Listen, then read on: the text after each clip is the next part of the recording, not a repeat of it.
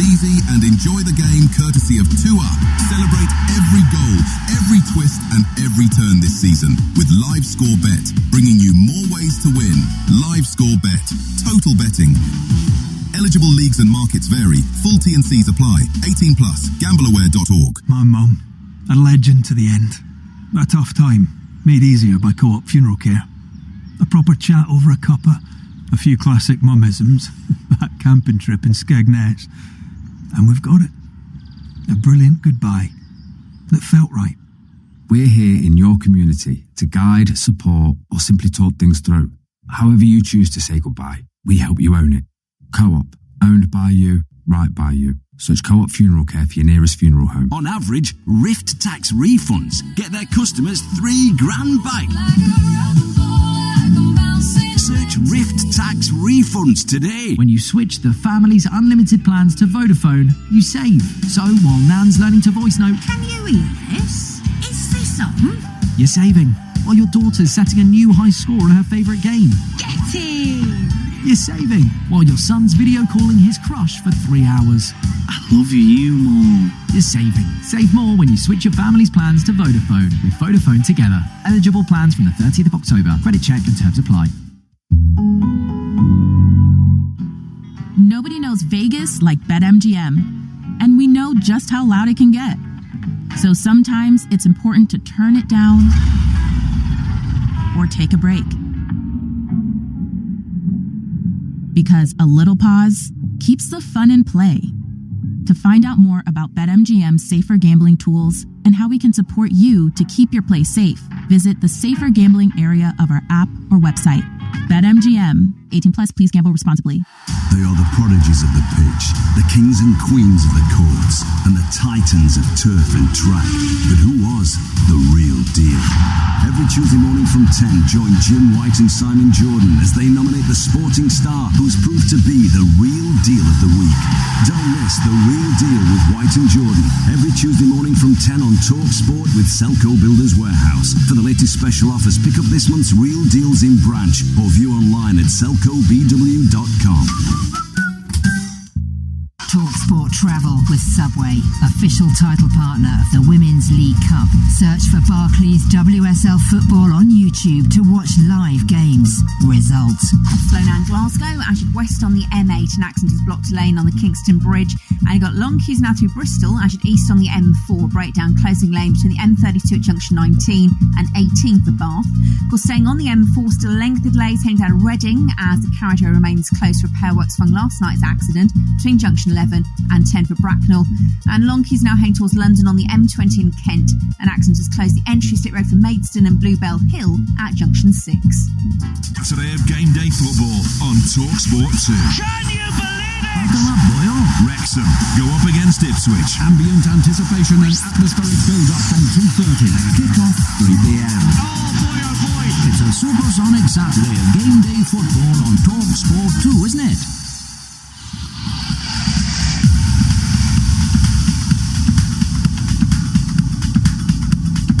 Driver TalkSport, me Andy Goldstein, superstar is Darren Bent alongside me. Still to come, we asking if Arsenal have any world-class players. Wayne Rooney says no. Just quickly, Atletico Madrid want striker Julian Alvarez to sign a new deal. Excuse me, but he prefers a move to Barcelona. Don't we all?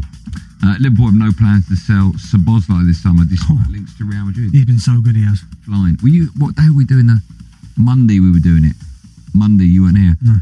and it was suggested by Tony Cascarino on the Weekend Breakfast Show that Szoboszlai is as good as Steven Gerrard. No way. No, well, that was what everyone... I mean, don't get me wrong, Szoboszlai's been incredible, but Steven Gerrard for about 10 years, probably 10 years plus. One of the best. One of the best. And not only that, I've seen Steven Gerrard play in some teams that, no disrespect, weren't great Liverpool teams. Yeah. He was almost like 3 players in one. Yeah, I agree. Right, time now for this. Paddy Power on TalkSport. With Paddy's Super Sub, your new bet rolls over to the new player coming on. T's and C's and exclusions apply. 18+, begambleaware.org. Yeah, time now for today's bet with all the friends at Paddy Power. Let's welcome Max Thompson. Tomo, how are you? Hey guys, all good, you? Good, man. How are you? You all right? You well? Yeah, not too bad. Thanks for coming on. We are looking forward to tonight's Champions League match as Newcastle head to Baku to play Qarabag. Can you remind us how the bet builder works? And, of course, the charity that will benefit when we get this one right. Yep, so we have Andy making a pick, Benty's got a pick, our producer has a pick, the people have a pick, which is the most popular bet on Paddy Power at the minute. I also have a pick, and this all comes together for a 5-leg bet builder, which hopefully will win, and all the proceeds go to our charity partner, which is the Attitude Foundation. Okay, good work. By the way, just so you're aware, it's Mr. Bent, not Bent. I'm only joking. I'm only joking. You call him Benty, of course. Right, it's a 5-leg bet builder. These are our picks. I've gone for both teams to score. Yeah, both teams to score. You just have to look at Newcastle's last 6 games in a row in all competitions. Both teams have scored, so you'd expect that trend to potentially continue. DB, what are you going for? I've gone for Qarabag to win. Qarabag, sorry, not Qarabag. Qarabag. An interesting one here, as they lost 6-0 in their last Champions League game at Anfield, but at home to Newcastle. You sound like you're poo-pooing Benty there for a minute. I had to think about it, and they have to have a go in this one, don't they? At home, you don't really fancy them at St James's Park, so sorry, Benty. They'll have to have a go. Benty, this is for charity. This you've literally thrown away our money for charity. I said this is one game tonight. It's not the fruit, the leg. So I think Newcastle will go through, but this is at home. I think they'll nick one. The fact that the Max was. Hold on, you killed us a couple of weeks ago with some stupid bet. No, it doing me tonight. Sorry, carry on, Max. I can only apologise. They're also missing a few players to fair Newcastle. I know Bruno's not playing, so. Yeah, not missing a goalkeeper though, are they? In the whole back four. That's the problem. Right, producer Joe has gone for Joe Linton to commit 2 or more fouls. Yeah, we've just changed this one recently as I've seen the lineups, and Joe Linton's on the bench, so we're going with Joe Willock instead, who'll play in that position, and we have Joe Linton on the bench, so Super Sub will apply if he comes on for him. Producer Joe will only pick anyone with the word Joe in their name. Right, next up, the people. What have they gone for? The people have Anthony Gordon to have a shot on target. He's had 1 shot on target in his last 4 Champions League games in a row, so you'd expect that to continue as well. Okay, Max, if it comes down to you, it won't because Bentley's ruined it anyway, but if it does, what have you gone for? Yeah, I've gone for Lewis Hall to be fouled twice. Last time I was on the show, I did this selection and it came in, so I'm going for that one again. Amazing. Okay, fingers crossed. Before I let you go, can you confirm the bet with insurance deals and the value of the charity bet one more time? Yeah, so we've got both teams to score. Qarabag to win, Joe Linton to commit 2 fouls, which was changed to Joe Willock. We've got Gordon to have a shot on target and Lewis Hall to commit, or to be fouled twice, I should say. Comes in at around 50 to 1, so our £10 bet would hopefully return £518 for charity. Yeah. Fingers crossed. As Les Dennis would say, you're too young, but if it's up there, I'll give you the money myself, because it won't be happening. It won't be happening. It won't be happening. We'll see. Max, thank you as always for coming on. Cross your fingers, cross your toes. We'll speak to you in a bit. Cheers, guys. Thanks for that. Thanks. Our pleasure. There you go. It's Paddy Power's bet for today. Minimum 125, like 18 plus. BigGamblerWare.org. Paddy Power on TalkSport. With Paddy's Super Sub, your new bet rolls over to the new player coming on. T's and C's and exclusions apply. 18 plus. BigGamblerWare.org. Honestly, done that. No, but do you know what's funny? What's the matter with you? I think they'll win. You did one before, which absolutely. Why has it always got to come back to me? You put the wrong Hernandez in. No, that never happened. Do you remember that, Joe? No. Yes, you did. You wanted to go for Theo Hernandez, and you went for his brother, who played centre. Remember that? And Sorry, I've never done that. There's no way I'm choosing a Hernandez anyway. I wouldn't have a clue they are. I promise you. No, you chose the wrong brother. That has underlined the fact you make up stuff about me. All right, I bet you people remember. You chose the wrong brother. Wasn't me. I've never chosen the wrong brother in my life. Wait, I've chosen the wrong sister many a time. Yeah. I've never chosen the wrong brother. Honestly, how long ago are you going back? It was a while ago. But you thought you. I mean, you must dream this. You stuff. thought it was Theo Hernandez. Joe, do you remember that producer Joe? Look at him. No, he says no. See, he's such a liar. You know.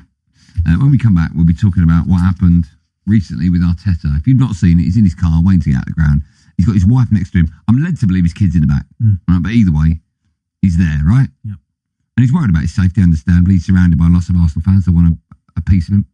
And then one of them goes over to him, knocks on his window about 40 times. He's got a pen, he's got a shirt, sign this, sign. And he sort of looks at him going, I can't. And the bloke just drives him absolutely. And now he's come under the spotlight for not being a man of the people. Now, usually, right, any opportunity, I will happily go, it's a disgrace. Arsenal, right? I'm going to defend Arteta here. Thank you. I think you just can't do that. I think the world's gone a little bit mad. The respect that people don't have for other people. And their personal space. Personal space as well. This is why I need to be VIP'd everywhere, because I understand what Arteta's going through. Right or wrong, in those situations, should the manager roll down his window and spend time with the fans? You can hear Benty's view. You've heard a bit of mine, but you can hear Benty's in just a moment. And more importantly, you can have yours. 03717 223344. So that's coming up. We've got the best of TalkSport at the end of the show quiz. We'll also be looking ahead to Wolves Arsenal in the Premier League as well. A busy 2 hours. Make sure you stay with us on Drive on TalkSport.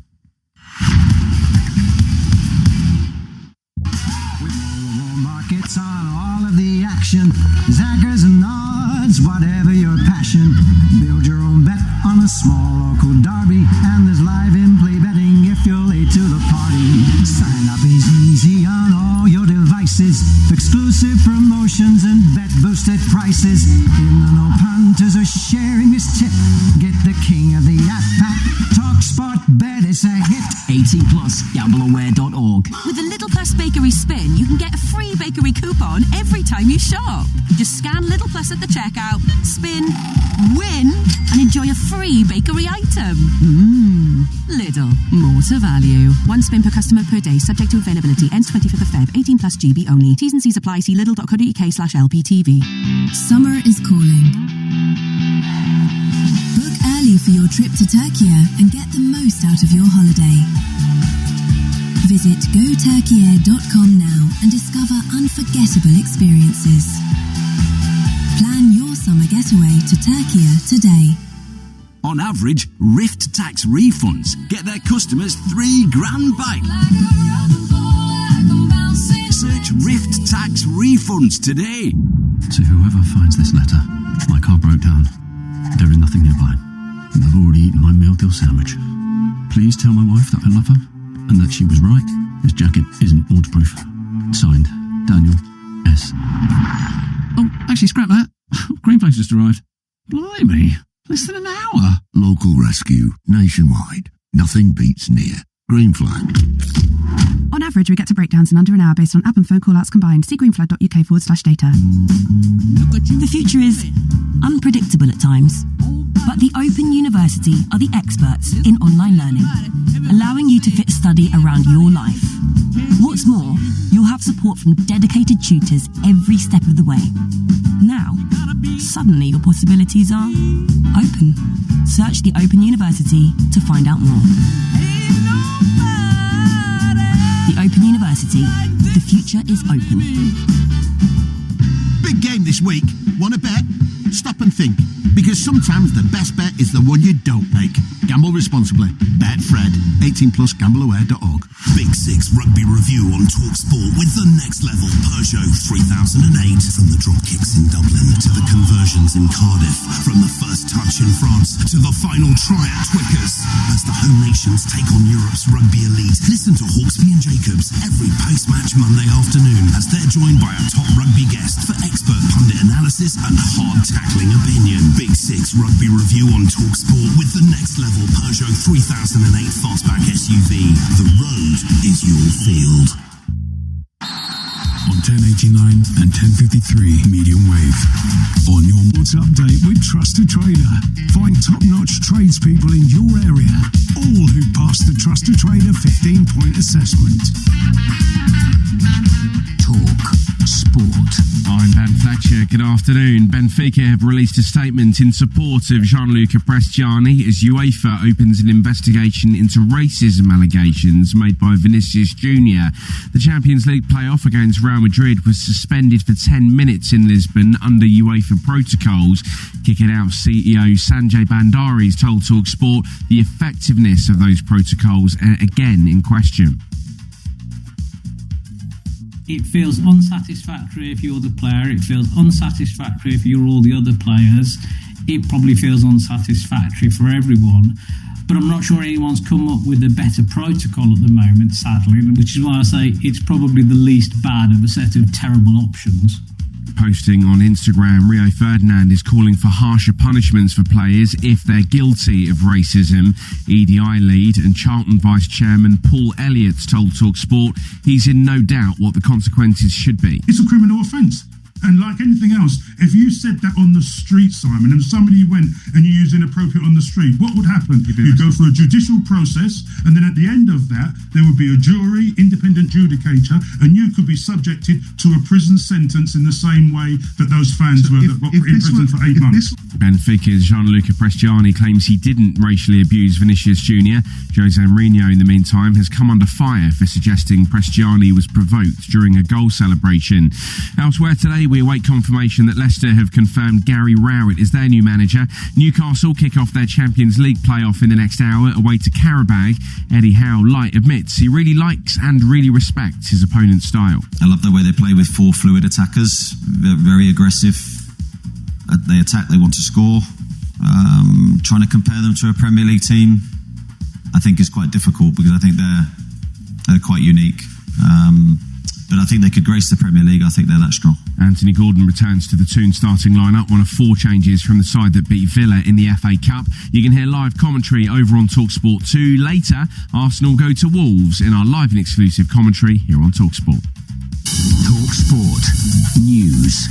Surrey police appeal for witnesses over claims of human trafficking and sexual assault linked to the Epstein files, and operations for hip and knee replacements face delays after a shortage in medical bone cement. There's more from the news team at past.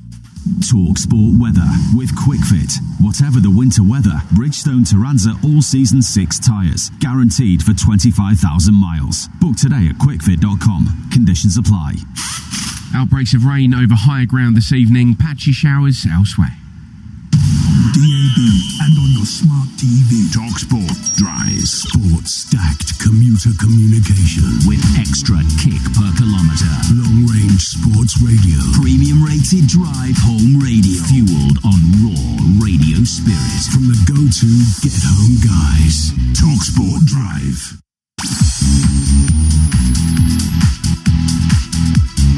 Honestly, I'm not management. No, I do me. I don't get paid the big bucks. Driver took sport with me, Andy Goldstein, and for how much longer I don't know, Darren Ben. Jurassic Park tells you, see a T-Rex, don't run, stand still. Good advice, right? It's good advice. Did you wake up this morning and watch a movie at like 3 a.m? I did, I slept all the way through. Proud. I watched Hard Target the other night though. Didn't sleep, not last night, night before. Van Damme, Hard Target, what film? Can we pick those phone calls up, please? It'd be nice. People doing their jobs in the background, lovely. To the company asking if Arsenal have got any world-class players. But now, why are football fans so entitled? For my son, can you sign this? Please, it's for my son.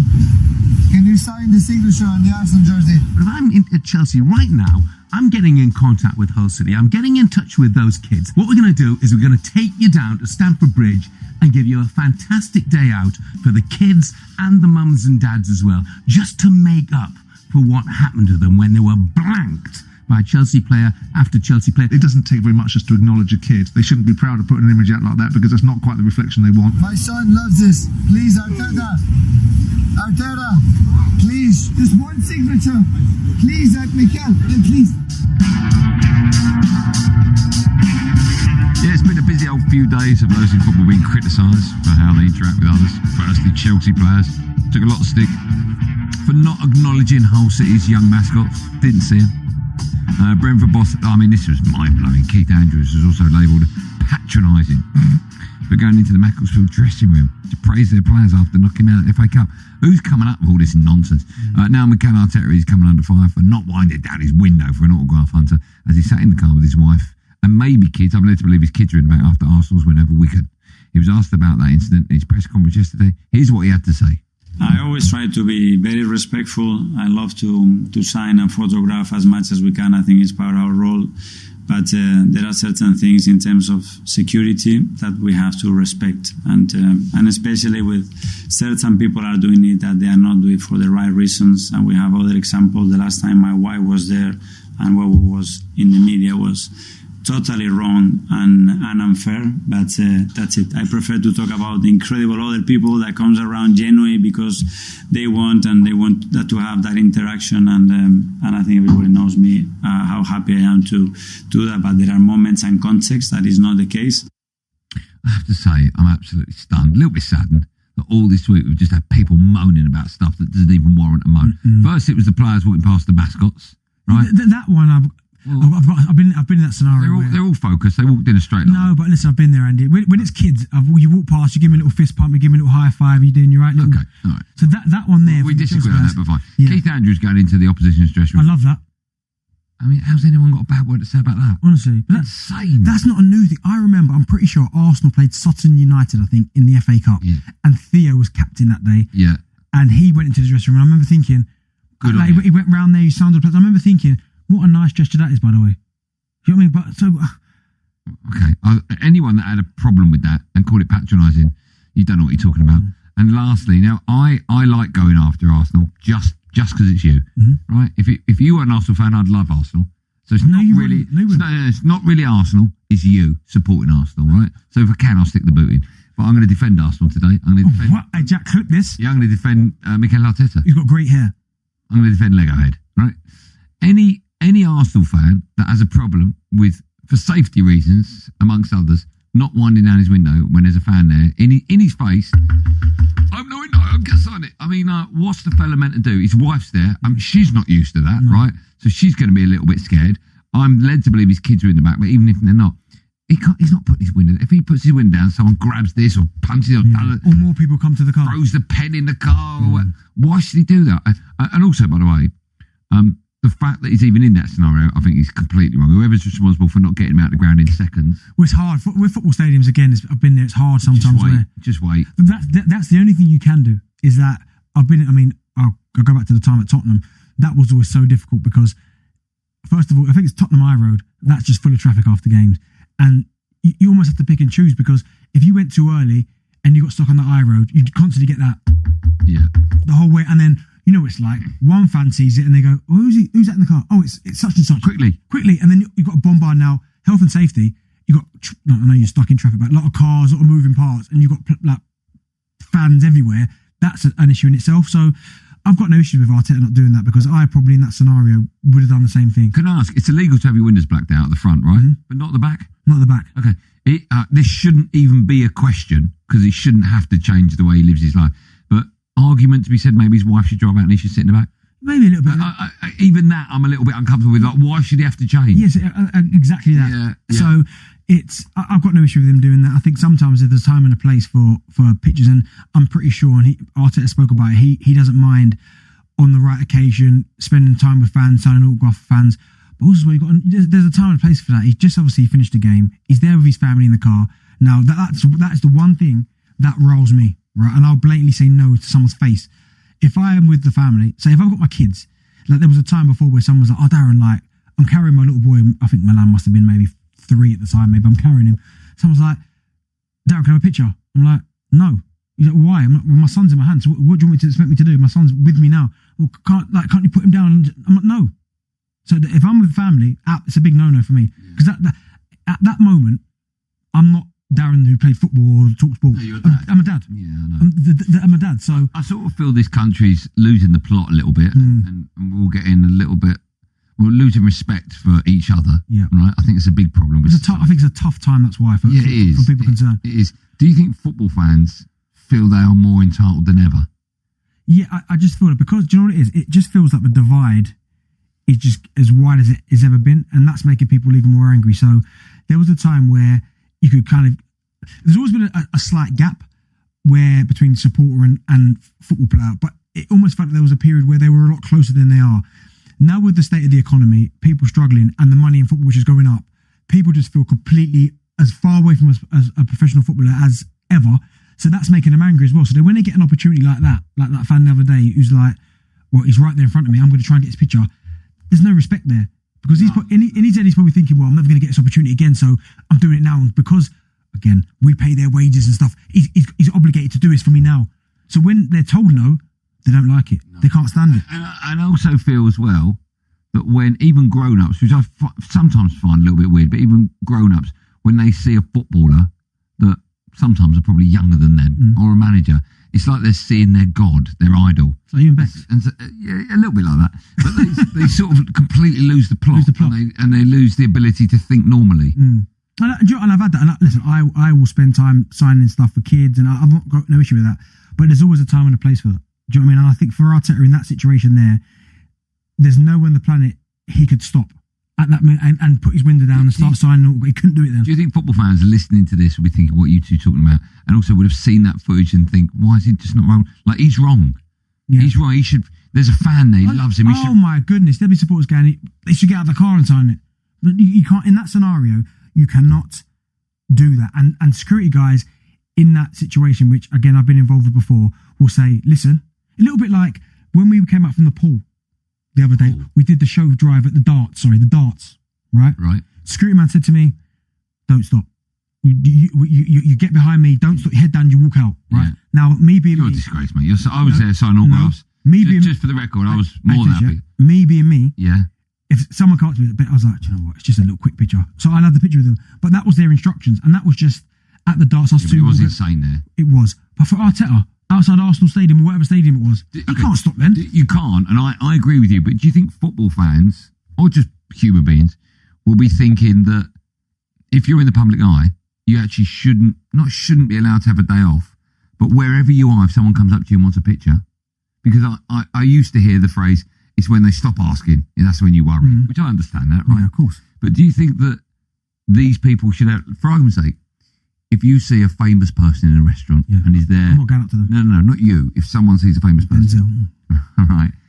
Do you think they're entitled, A, to go up, and B, do you think that person is allowed to turn round and go, no, and be rude? Not rude, but go, no. Yeah, first and foremost, no one's entitled to anything. I don't care if, again, there's that we pay your wages kind of stuff. I understand that's just football in general. But no person or fan is entitled to go up to a famous person and demand their time. Because on the flip side, it's well within the players' right to go, no, I don't have to. And also as well, if you're coming up to me with a different level of energy, why should I do anything? So I think you've changed since you've been working with me. I think Arteta's right. And listen, I've changed, you know. I know. I'll always give time to people because I will always give time to people because I think it's the right thing to do. But there is a time and a place, and if he's with his family in that type of environment, that's not the right time. Okay, what about if he's having lunch? No, on his own. Right, you see him in like the local. Just say you saw Arteta in like Burger King, and you went up to him and you went, Mikel, and he went, no, let me have my Whopper. Yeah, is that fair or not? Of course, it's fair. Let him eat. Okay, but then that becomes personal preference because if I'm eating lunch on my own and someone comes up to me, I haven't got an issue with that. Right. What if they want to shake your hands genuinely? So you're eating a burger, you got your Whopper, and they want to touch you. No, just give me a little fist bump. No, I just want to shake your hand, Darren. I'm like, no, you can see I'm eating. Come on. And then it's already now it's starting to become a problem. And this is how quickly shake my hand, mate. And this is how quickly things escalate because if Arteta rolls his window down, signs an autograph, and then puts it back up, and the next one comes and he goes, no, he's going to go, well, you just did it, and it causes a problem in itself. Yeah. Okay. Let's take calls. It says here we're taking your calls. Why football fans feel so entitled? We'll ask that question, but also I suppose the big question: Arteta, was he right or wrong to leave his window up? I say right, you say right, but there'll be football fans, Arsenal fans, going, just how difficult is it to wind it down, sign the shirt, and off you go? There's always difficulties when it's kids. That's one. This guy was a grown adult. Yes, so I've got no issue with that. Right. But that's the problem when you've got kids that have been standing outside, and that's where you are a little bit like, what do I do here? Like, there's always the video. Like, I don't know who puts it on, but on social media where it's, I don't know why, for whatever reason, it seems to be the Man City kind of driving to their training ground and it's showing all their different cars, but it's also showing how many of them stop. And fair play to them, a lot of them do stop. Yeah. But there's no... You're saying even if he's eating a Burger King, he should be allowed to carry on? Yeah, it's his personal preference. It's up to him. All right. Well, there you go. If Arteta's got his Whoppers in his... Oh, no, that sounds wrong. If he's in his car and he's got his window wound up and his wife's next to him, maybe the kids are in the back, and you're banging on a window, is he right or wrong to leave the window up? I say he's right. You say me he's too. right. Okay. 03717 22344. Would love to hear your views straight after this. Buzzing for the game this week. I want to hear what my mates are saying. I want to tell them they're delusional. I want to tell them who'll score first. I want to call the half-time score and the full-time score. And when our kid pipes up and says, want to bet? I'll stop. Think about it. Check my limits. Check how much I've played. And maybe I'll think, nah, not today, mate. Sometimes the best bet is the one you don't make. Gamble responsibly. Betfred. 18+. Gambleaware.org. Hello, Mike's Mechanics. How can we help? Can you tell me what's wrong with my car? It's making a noise. Right, and is that when you brake or accelerate? So when I brake, it's more of a... and when I accelerate, it's more of a... If you get me? Right. Customers can be hard work. Switching your bank account won't be. will automatically move your regular payments over when you switch with the current account switch service. It might be cold outside, but things are really warming up at the Wren Winter Sale, with red-hot prices on our high-quality, fully built kitchens and fitted bedrooms. Right now, there's up to 60% off fully built kitchens and all bedroom units, plus up to 7 years interest-free credit. Made for making you feel warm inside, whatever the weather. Wren, made for living. Visit your nearest Wren showroom. Offers apply when you buy 5 or more kitchen units or 3 or more bedroom units. Finance subject to status and minimum spend. To whoever finds this letter, my car broke down. There is nothing nearby, and I've already eaten my meal deal sandwich.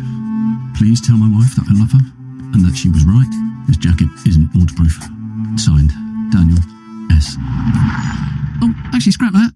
Greenflags just arrived. Blimey, less than an hour. Local rescue, nationwide. Nothing beats near. Green Flag. On average, we get to breakdowns in under an hour based on app and phone call-outs combined. See greenflag.uk/data. Tesco Finest Alderwood smoked bacon. The foundation for the ultimate bacon butty. It's why only the finest bacon is traditionally hand-cured with Cornish sea salt, delicately smoked over alderwood and matured for at least 19 days. Layer it between slices of crusty bread and savour its richer flavour. All you have to think about is brown sauce or red. Make your everyday taste better with Tesco Finest. Majority of larger stores. At Betfair, we believe that to play different, you need the right tools. The boots, the world-class tactics, the science-backed nutrition. The pros have their tools, and with Betfair, so do you. Our safer gambling tools work just like the right pair of boots, designed to keep you on top of your game. Open the Betfair app to equip yourself so you can bet at your best. Betfair. Play different. 18 plus. BeGambleAware.org. Talk Sport Travel with Subway. Transfer your lunch into a different league with your sub on a spud. Everything we put on your sub on a spud. Result. Using Manchester as you're south on the M61, it's partially blocked as we're at the East Lancashire Road at Junction 2, and Longleys in Essex as you're south on the M11, that's partially blocked just south of Junction 7 for Harlow. Longleys clockwise on the M25, a broken down lorry closing 2 lanes at Ashford Potters Bar at Junction 24, with queues all the way back towards the M1 interchange at Junction 21, and queues now in Cornwall heading out of Liskeard as you head north on the A38, and access has closed the lane as we're at the A390 and the Island Shop Junction. The future is unpredictable at times, but the Open University are the experts in online learning, allowing you to fit study around your life. What's more, you'll have support from dedicated tutors every step of the way.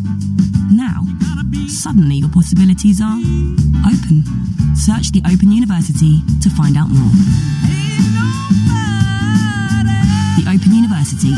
The future is open.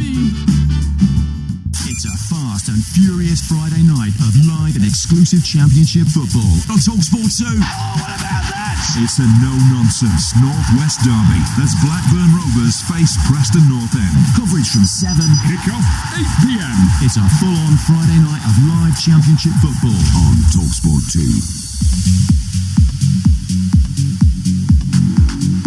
This is Drive on TalkSport. Me and Goldstein, Darren Bent alongside Seb Cam will be settling the debate about the greatest centre-back in Premier League history. John Terry, you might want to phone up. 03717223344. Just quickly, PSG came 2-0 down to beat Monaco 3-2 in the Champions League playoff first leg last night. Tiger Woods is refusing to give up hope of playing in the Masters. Go on, Tiger. And also, for the first time ever, TalkSport are now streaming on the YouTube channel World 9-Ball Pool. How about that? It's Premier League action at the moment. How great is that? Why are you not playing it? Wasn't invited, DB. Were you not? No. Where do you think you'd finish bottom? No, I probably wouldn't. That's probably why I haven't been invited. I have been invited to play in the UK Open, which I'm playing in. I had to watch you on that. Come down. 100%. Brentwood. 100% come down. And they've asked me to play in the US Open in Dallas. Oh, I've never been to Dallas. Listen, if I come to Brentwood to support you, yeah, do not embarrass yourself with me there. Mate, I've already got 2 wins under my belt. Mate, you beat what did he do? What was his job? The first geezer? You made done. I never. Mate, I don't care who's winning the clear. Did you win a rack against Strickland? Yeah. I played worse I've ever played against Strickland. Yeah, but that's the draw you wanted, so you're probably a little bit starstruck. No, he was more starstruck than me. What? You don't feel the nerves, do you? I don't feel nerves. You do. I don't, mate. We've established in the I'm like darts. Stephen Hendry with knee rubbers. Hey, we established in the darts. You do. No, it's just a bad day at the office. It wasn't. I don't. No. Here's the thing. Here's the thing. No. If you blame nerves, right? There's a reason why you were bad. I was just bad. No, you wasn't. No. That's an excuse. We physically saw you crumble. No. In front of the whole TalkSport office. Crumble. You did. Mate, you're the one that crumbled, my friend. No, I got beat by. The gale force has been blown out by the campfarmer. You go. Nasty. You physically crumbled in front of us. No. It weren't pressure. I'd love to be able to blame it on that. No, it was pressure. It weren't. I was just rubbish. No, you weren't. Because Gabby has never picked up a dart in his life. Yeah. Oh, he gets that right, doesn't he? That goes to a break on time. He gets that right. All right, Jack, then play the whole album. Let's go to phone lines, shall we? 03717223344. Mikel Arteta, was he right or wrong to effectively ignore a football fan in favour of his own and his family's safety? Derek's a Leeds fan. Hi, Del Boy. Afternoon, fellas. Yeah, my point.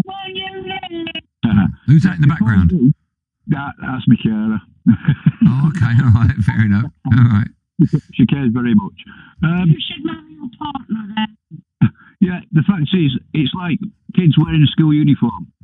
The school is responsible for them until they get home and take the uniform off. Okay. So the money that's involved with all these teams in the Premier League, they could build themselves a private car park that takes them out onto the road. They do. So Arsenal Park underground. That's exactly what they do.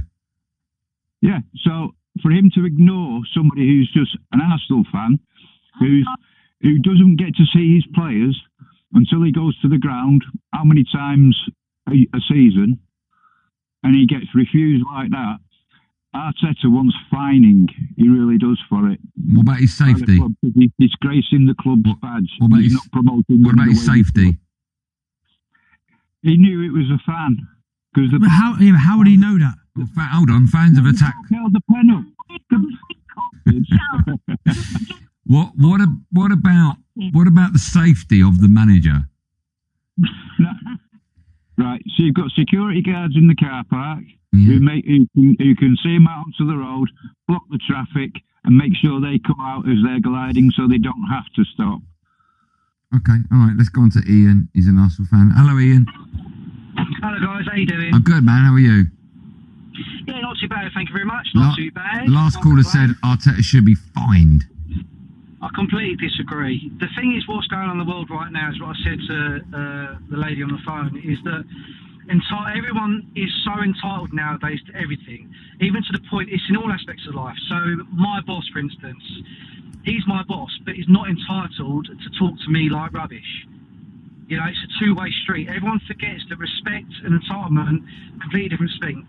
You earn respect, you give respect. And this Arteta thing, well, what about his safety? He's not guaranteed, because he's just waving an Arsenal shirt around, it's not guaranteed that he's an Arsenal fan. Yeah. He might be waving it around to get close to that person. Yeah. And just because he's out there, why can't he just be protecting his family, his wife, and maybe his child, maybe not, but whoever else is in that car, why can't he be doing his due diligence and not stopping, waving in the window, keeping the windows up and saying, sorry guys, we're going to move along, I'm protecting who's in the car. Yeah. What's wrong with that? Great call, Ian. I agree with you. Hey, great call, Ian. If anything, Arteta should be commended. Yeah, agreed. For not opening that window and then putting, not his life at that, but certainly risking. We don't know nowadays. You don't. You don't. Ricky's a Spurs fan. Ricky! Good evening, you alright? I'm good, Rick. How are you? I'm not too bad. Just a quick one, really. It's for you, Benji, to be fair. Massive fan of yours. Used to play for my team, Spurs, on sad times. But I saw you at Birmingham Christmas Market about 2-3 years ago. You were with your family and whatnot. Yeah. And no, and everyone was hovering around him, trying to get pictures, all the rest of it. And I just thought, oh my God, what's going on here? I would have loved to have a picture, but you respect when people with their family, you don't have a God-given right. So I dropped you a DM on Instagram. I said, look, saw your family, wanted to take a picture, wasn't going to do that. And to be fair, you replied, and you was like, no, I appreciate that. And you offered some signed stuff. This is a setup. No, stop. Let me tell you now. Hey, no, stop. You're his best mate, aren't you? Let me tell you now, there ain't no way Bent is replying to a DM. I did. Absolutely, I don't buy any of that. I can bring it up now. Do you think he should be knighted? Do you think he should be knighted, yeah? Oh, let's not get ahead of ourselves. He is an Arsenal fan, but no, people don't have a divine right. It's as simple as that. Honestly, Ricky, great call. I'm not buying that. Rick, I'll picture soon. I'll send you a kit. No, mate, producer Joe, your mate has been waiting about 40 years for an Ipswich top. No, but he also stole something from me, so he's got his gift. He stole his own gift. Yeah, so... I'm not having that. No, honestly, nice guy. He DM'd him. What was his name? Ricky. Yeah, only because it's on the screen. Ricky. There ain't no way you would... No, I've done loads of times. I've done videos for people and stuff. Oh, yeah. Honestly, Joe, what's wrong with you? Still to come, we'll be settling the debate about the greatest centre-back in Premier League history. First, it's time for no Googling. Hit it, Jack.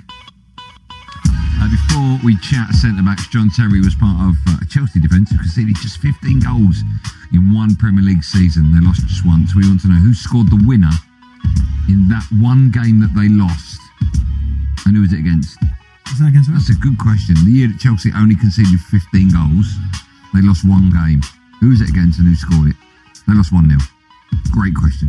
The answer to that and loads more coming up live on TalkSport after this.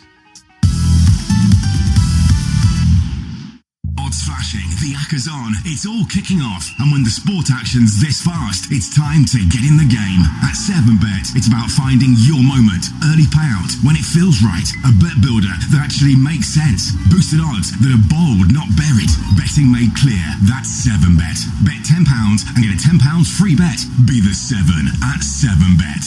18 plus, new customers only, minimum £10 stake, min odds, max winnings £100, 5 days, bonus, T's and C's apply, play responsibly, gambleaware.org. It doesn't matter if it's a pint of milk, a ticket to the game on Saturday, or your monthly bills. Seems like everywhere you look these days, things are going up. Well, not at MG. We've got something special going down. When you test drive a brand new petrol or hybrid MG, including What Car's best plug-in hybrid, the MGHS, you save up to £1,000. Book your test drive today at mg.co.uk. Offer ends 31st of March on a new MG3, MGZS or MGHS. When life gives you that Friday feeling, get your restaurant faves in as little as 25 minutes on Deliveroo. Whether it's zesty lemon pepper wings from Wingstop, tasty noodle soup from Pho, or peri salted chips from Nando's. So when you've got that last email sent, the to-do list ticked, we've got dinner sorted. Deliveroo, now just got even better. Geographical restrictions, T's and C's and fees apply. Delivery times vary. See app or web for info. In a world of noise and uncertainty, IG is the investment platform that backs you. Take our flexible stocks ISA, which gives you the freedom to withdraw funds anytime and replace them in the same tax year, all without losing your £20,000 tax-free allowance. And if that's not enough, pay no commission on your stocks, shares and ETFs when you invest with IG. IG. Trade, invest, progress. Your capital's at risk. Other fees may apply. Tax treatment depends on individual circumstances and is subject to change. The all-new Velvetizer by Hotel Chocolat. Obsessively engineered for the ultimate drinking chocolate. Hot and now cold. You don't need to know how it melds real chocolate, or how its custom whisk and inner pod ridges create the vortex effect. You don't need to understand how we got there, and that's exactly the point. We've obsessed over every detail, so you can simply taste why it matters. The all-new Velvetizer by Hotel Chocolat. Listen up, football fans. BetMGM brings Vegas entertainment to the biggest games and the biggest names. Because when it comes to betting on football, we're in a league of our own, baby. Offers? Oh, you know we got offers. Like bet £10 and get £40 in free bets. BetMGM. It's showtime. New customers only. Wagering requirements and conditions apply. 18 plus. Please gamble responsibly. Driver TalkSport, me Andy Gold, Sid Bentley alongside for us at 7. The GOAT Adrian Durham brings you live and exclusive Premier League action. Get this, as top of the table Arsenal head to bottom place Wolves. They can't drop points, Arsenal, surely not. Don't forget Alan Brazil is back tomorrow morning at 6 a.m. with the Breakfast Show. Big Al's got the ledge that is Gabby Agbonlahor alongside him. Still to come on our show, we'll tell you what Wayne Rooney's been saying about this Arsenal side. If you want to be part of it, you can 03717 23304. First up with the news, here's Sangeeta Kandola. Talk Sport News. Good afternoon. Surrey Police has put a call out for witnesses after they were made aware of a redacted report alleging human trafficking and sexual assaults on a minor in Virginia Water between 94 and 96. Meanwhile, Bedfordshire Police are reviewing information published in the Epstein files relating to private flights in and out of Luton Airport. And Essex Police are doing the same for Stansted, with one woman allegedly connected to Andrew Mountbatten Windsor. Jack Royston is the royal correspondent for Newsweek. Is very definitely gearing people up to expect a full criminal investigation and to anticipate that Andrew could and should be interviewed about this. Andrew has always denied any wrongdoing. Reform UK say it's planning to defuse what it calls the benefits bomb that's going to bankrupt Britain. Robert Jenrick has U-turned on the 2-child benefits cap, saying Reform would reinstate it. We want to help British working families to have more children, but right now we just can't afford to do so with welfare. Cheaper fuel and food costs have helped drive a big drop in inflation, which could mean more good news for mortgage holders.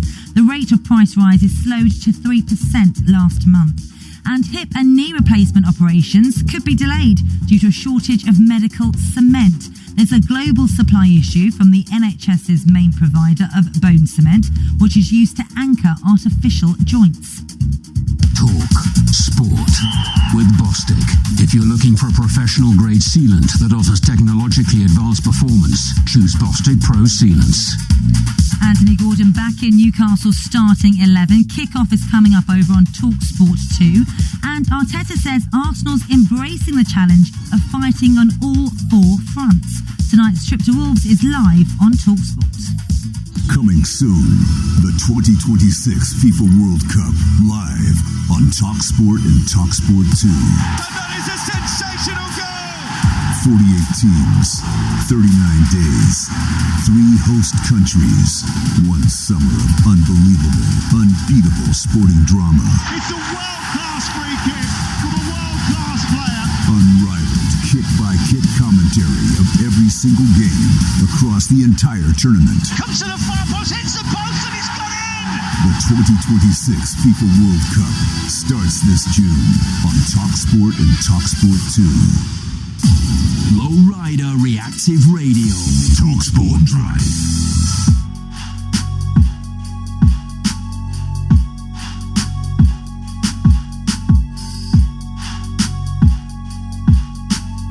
This is Driving Talks with myself, Driving, and Andy Goldstein. Why do you talk like you're like playing a piano in the middle of a like? Because that's how you talk. Hey, everybody. Keep your request coming in. I'm Darren Ben. I'm here till 1 a.m. Where are we at? Oh, yeah, the answer to the question.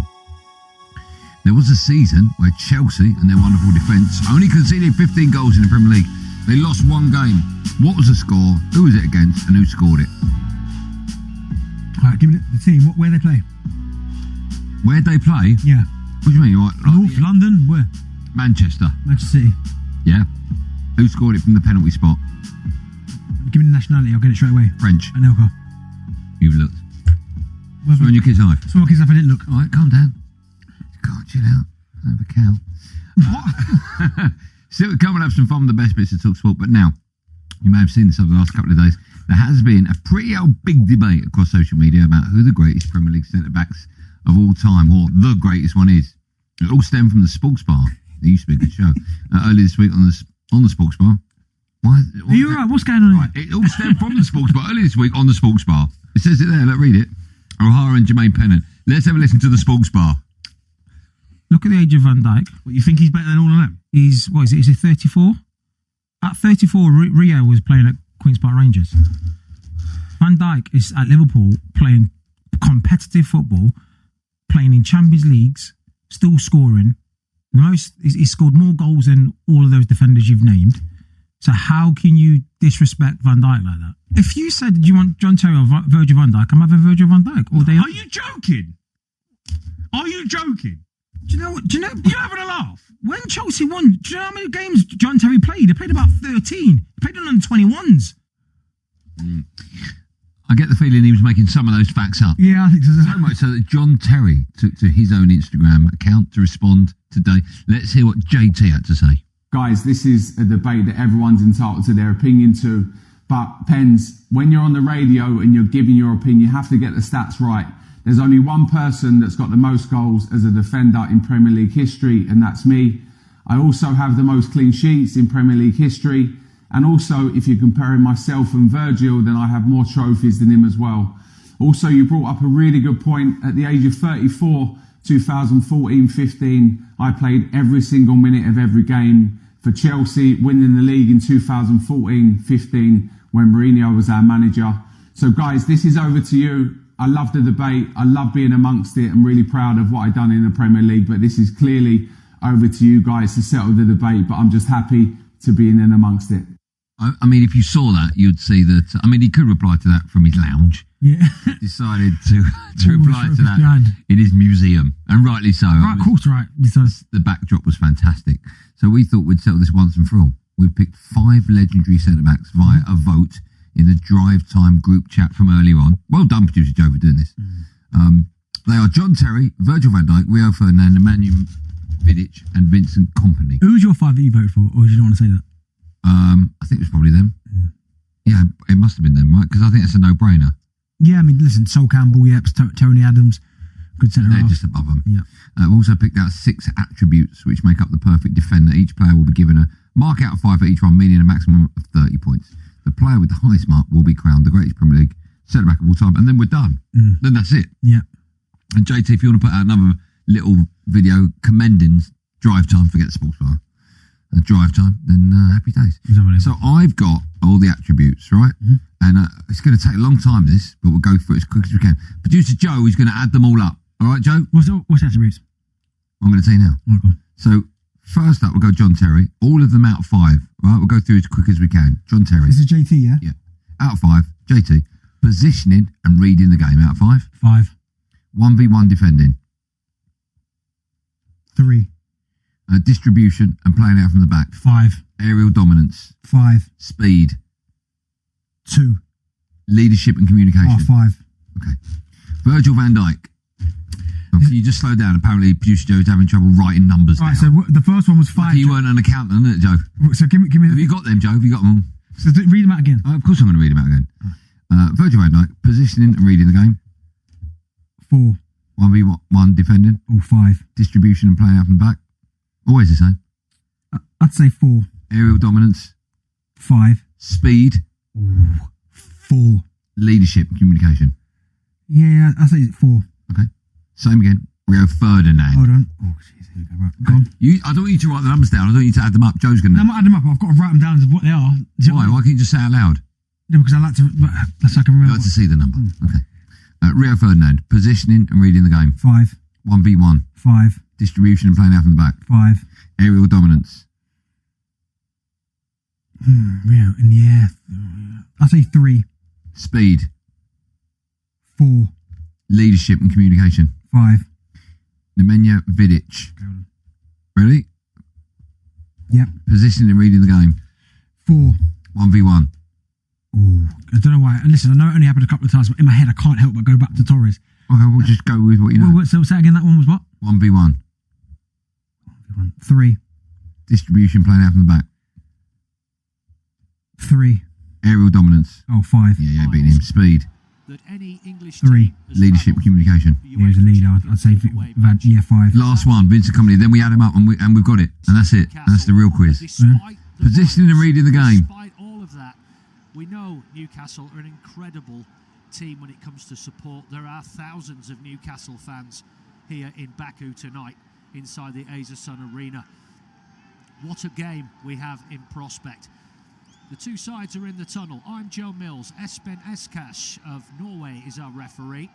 Both sides coming into this on the back of wins at the weekend. Qarabag winning in league action against Milmugen by a 1-0. Newcastle, of course, having had a really bad run.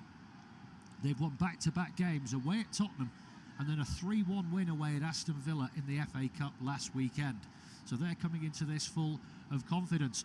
Just the one change for Qarabag, and that's in goal. Kuchelski comes in for Buntic. Newcastle make 4 changes from the game at Villa Park. Nick Pope comes back into the goal. Joe Willock, Anthony Elanga and Anthony Gordon come in. Aaron Ramsdale, Jacob Ramsey, Jacob Murphy and William Osula drop to the bench. But Newcastle also welcome back the big Brazilian number 7 in Joe Linton. This is the first time these two sides have ever met in any competition as they come out into the arena now. Qarabag finished 22nd in the league phase. Newcastle finished 12th in the league phase. And this will be the 10th European meeting between sides from Azerbaijan and England, all involving Qarabag, of course, and the English sides have been unbeaten, winning on 8 occasions and drawing just the once. So, could history change tonight? We shall see. So, the two sides are out either side of the halfway line. It is a fantastic atmosphere. Newcastle will be in their green shirts with the white shorts tonight. So, Kurban Kurbanov goes with a 4-2-3-1 formation. Maciej Kochalski of Poland is in goal.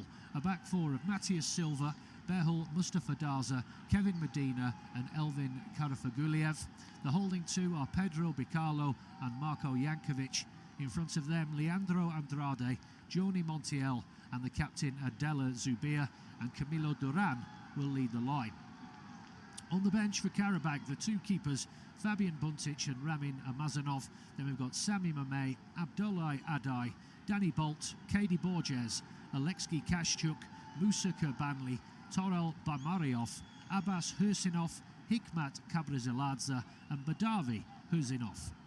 For Eddie Howe, he goes with a 4-2-3-1 as well. Nick Pope is in goal, a back four of the captain Kieran Trippier, Malik Chow, Dan Byrne and Lewis Hall. Sandro Tonali and Joe Willett will hold in midfield. In front of them, Anthony Elanga, Nick Voltemada and Harvey Barnes, and Anthony Gordon will play as the lone striker. On the bench for the Magpies, 3 keepers named by Eddie Howe. I think they're struggling for numbers. Aaron Ramsdale, John Ruddy, Aidan Harris. Then we've got Joe Linton, William Osula, Jacob Murphy, Alex Murphy, Jacob Ramsey, Leo Sahar and Sean Neve. It's a packed house. We've got a big running track around the stadium. It's a dry night, a cold night, and it's perfect conditions for Champions League football. It is a raucous atmosphere inside here, of course. Of course, they don't get opportunities and chances like this to see these kind of sides very often out in this part of the world. Qarabag, all in black this evening. Newcastle in the green shirts, the white shorts and the white socks. The two captains meet in the middle for the coin toss. The referee tosses the coin. And I think they're just going to stay where they are. Kieran Trippier and his opposite number, Abdallah Zubir, the Frenchman. So, the scene is set. It's a long old journey out here for this Newcastle side, but they are in good form, having endured a terrible run where, of course, Eddie Howe's future was called into doubt. And the players have since rallied round and said they have full support, and they've turned into very good performances after a clear the air meeting with some of the senior players getting together and saying, you know, we need to up our game majorly. This is a big opportunity for Newcastle, but this will not be an easy task. Chelsea could only manage a 1-1 draw here, and the travel is debilitating, to say the least. So, we are ready. Qarabag against Newcastle United for the very first time. And the referee checks his watch. Whistle is in his mouth. Newcastle are ready. We are ready, and we hope you are too. The Geordies will be playing from right to left. We're underway. Ball comes back to Chow, the German. Nudges it across to Dan Byrne. Picked up by Tonali on the edge of the centre circle. It's Qarabag already trying to force the issue, but the Newcastle now get the ball to Elanga. He's been brought down, and that's, well, the referee is playing on there. The Swedish international, but he won't be playing on now because he said there's a foul by Trippier on the Montenegrin Marko Jankovic. But a bright start for Newcastle. They've only played 30 seconds, but looking to get the ball forward very quickly. They are a side that like to start games at very high tempo. Free kick is taken. Qarabag have it at the back, but Newcastle pressing them. Ball pinched off them. Harvey Barnes into the box, left-hand side. Takes it, gets the shot in a very tight angle, and it's saved by Kochalski. It really went along the floor. It was never going to trouble the pole in the goal. But again, a bright start. We know that Newcastle like to apply the high press. They play with tremendous tempo at the start of games. They have a throw-in taken quickly inside their own half. This is Malik Chow. And now Lewis Hall, who's been in tremendous form this season, the England international. Now Harvey Barnes, responsible for many of Newcastle's goals. Goals have been a real problem for the Magpies this season. Now Johan Visser out injured. And there are rumblings that Nick Voltemade is not happy at the club and wants to go back to Germany. Having been a record signing in the summer, it is an area which Newcastle are determined to strengthen after this season.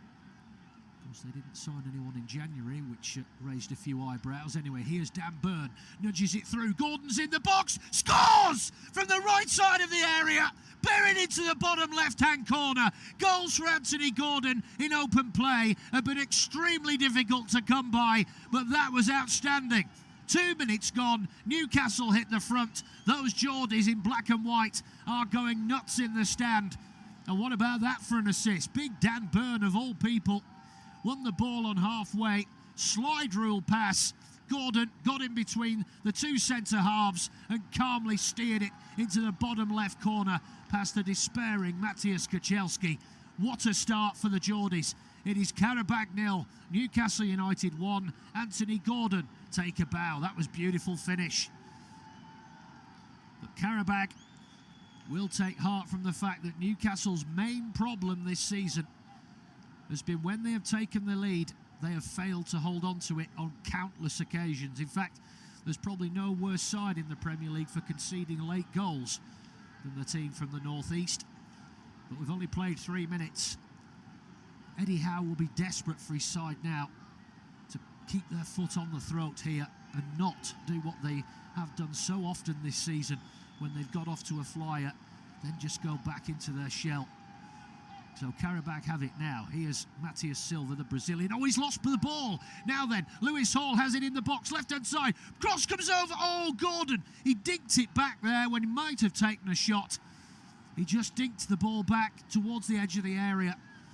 And luckily for Qarabag, they were able to tidy it up. Now that's a fantastic turn from Montiel. He's got round Tonali. Puts the ball out to this right-hand side. This is Andrade.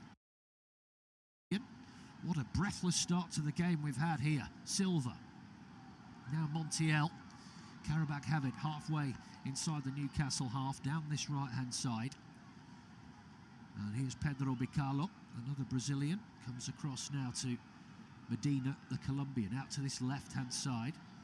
Karafaguliev comes back in field. Qarabag will just want to have the ball for a bit.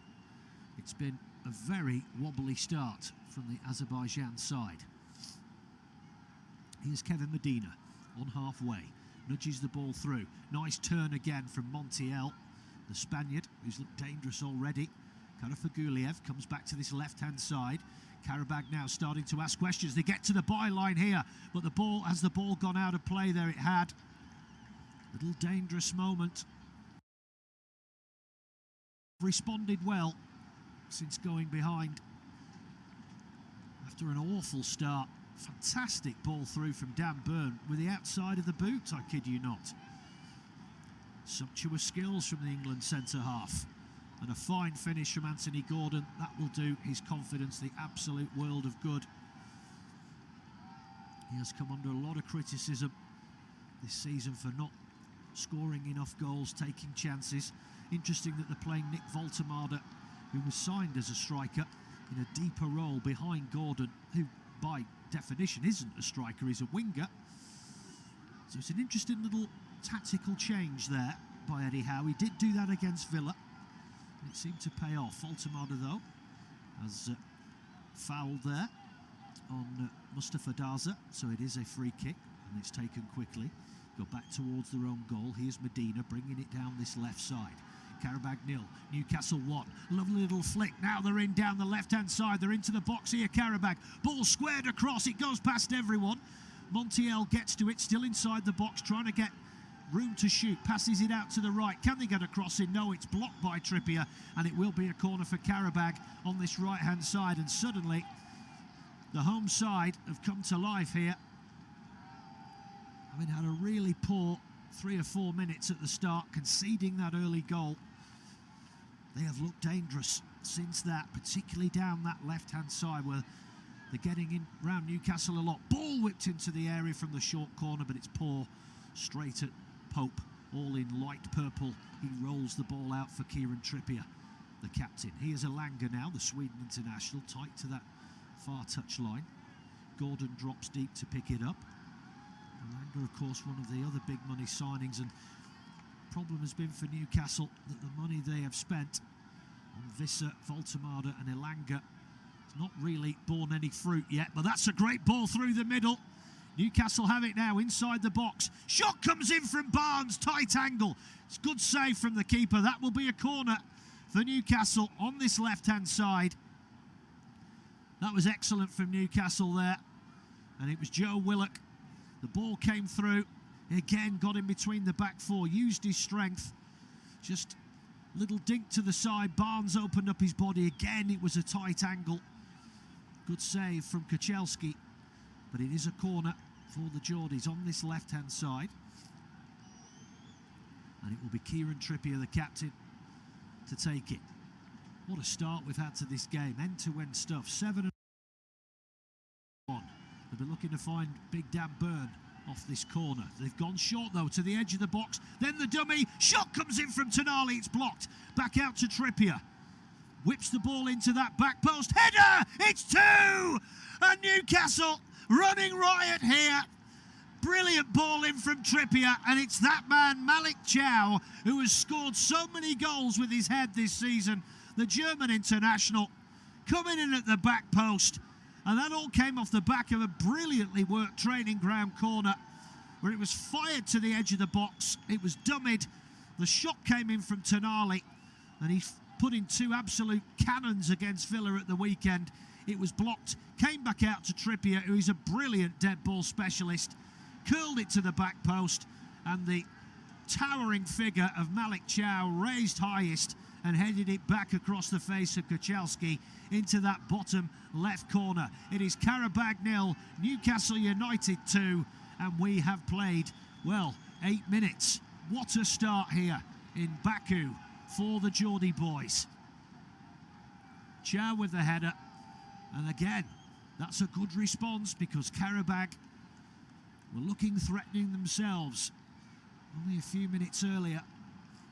But that's the way to respond. And Newcastle, well, they were in the doldrums, weren't they, just about 10 days ago. Questions were being asked about the team, about the manager. And the players came out in support of Eddie Howe. Eddie Howe was really hard on himself. There's a lot of senior players got together, thrashed it out, and since then they went down to Tottenham. And of course everyone knows Newcastle's record in the capital is not the best, and they got a great win there, and then a tough draw away at Villa in the FA Cup. Yes, Villa were down to 10 men. 2 goals for Tonali in that brilliant 3-1 win. And then what a start here. Such a tough assignment. As I said, it's the longest trip. 2,500 miles. And 10 minutes have gone. And Newcastle are 2-0 up. They couldn't have asked for a better start than this. So Qarabag have it at the back. Kuchelski floats the ball out to Silva on this right-hand side, being put under pressure by Hall. And they've lost the ball again, Qarabag, inside their own half, but Silva does well to briefly win it back. Gets caught in the back of the head there by Dan Burn. A stray arm. Mr. Eshkas from Norway has deemed that it's I think a free kick. Just caught him with his elbow. Free kick is taken. It goes all the way back to Matthias Kuchelski again. And now it comes out to Elvin Karaguliev on this left-hand side. Blocked by Willock. It will go out for a Qarabag throw over on that far left side. And there's no rest up for Newcastle. They have to go to Manchester City on Saturday evening, who they have drawn in the FA Cup as well, having had to face them in the Carabao Cup semi-final where they relinquished their hold on the trophy. They must be sick of the sight of Manchester City. They seem to draw them every year in the Cups, and it's happened again. Anyway, that's for them. This is now, and Qarabag have given it away again inside their own half. But luckily, Jankovic was on hand to win it back. Montiel, very sloppy. They've lost it again. Hall, brilliant down this left-hand side. Fights, excuse me, Harvey Barnes in space, into the area, nudges it round the back. Willock turns and shoots, it's blocked. And Medina hacks the ball clear, but it's headed back by Sandro Tonali. Montiel, but he can't get to it. Tonali puts it out for a Qarabag throw, but they are just constantly giving the ball away inside their own half, Qarabag, and you simply cannot do that against this Newcastle side.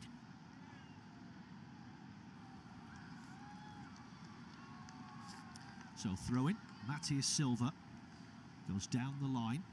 Well, they've lost it again there. Montiel couldn't get to it. And now the ball breaks again. Lovely little flick with the back heel. Voltemade can't control it, but it breaks for Barnes. He squares it across here.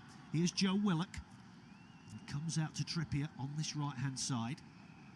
Now Willock again. Lovely ball, 1-2. Trippier in the area. Cross comes in. It's blocked by Medina. He hacks it away, but it only falls to Joe Willock. Squares it to Lewis Hall.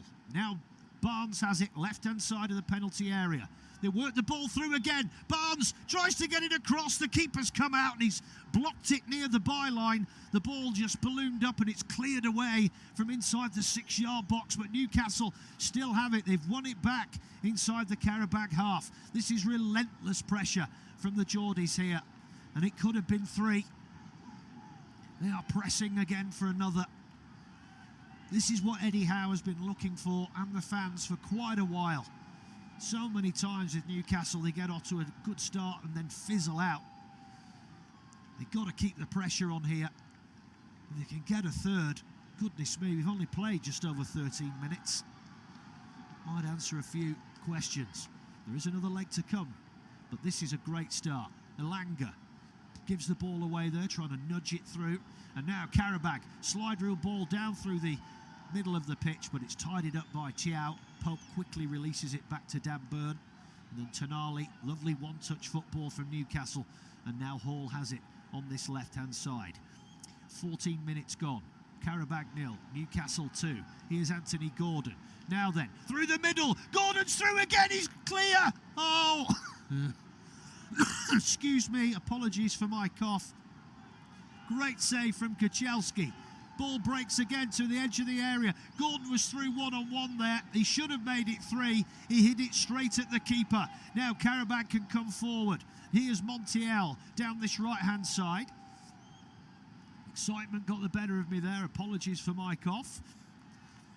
And here is now Jankovic. But that back four is being breached so easily by Newcastle. They're going in between the two centre halves so regularly and with such ease. But maybe there was a little snapshot through one-on-one.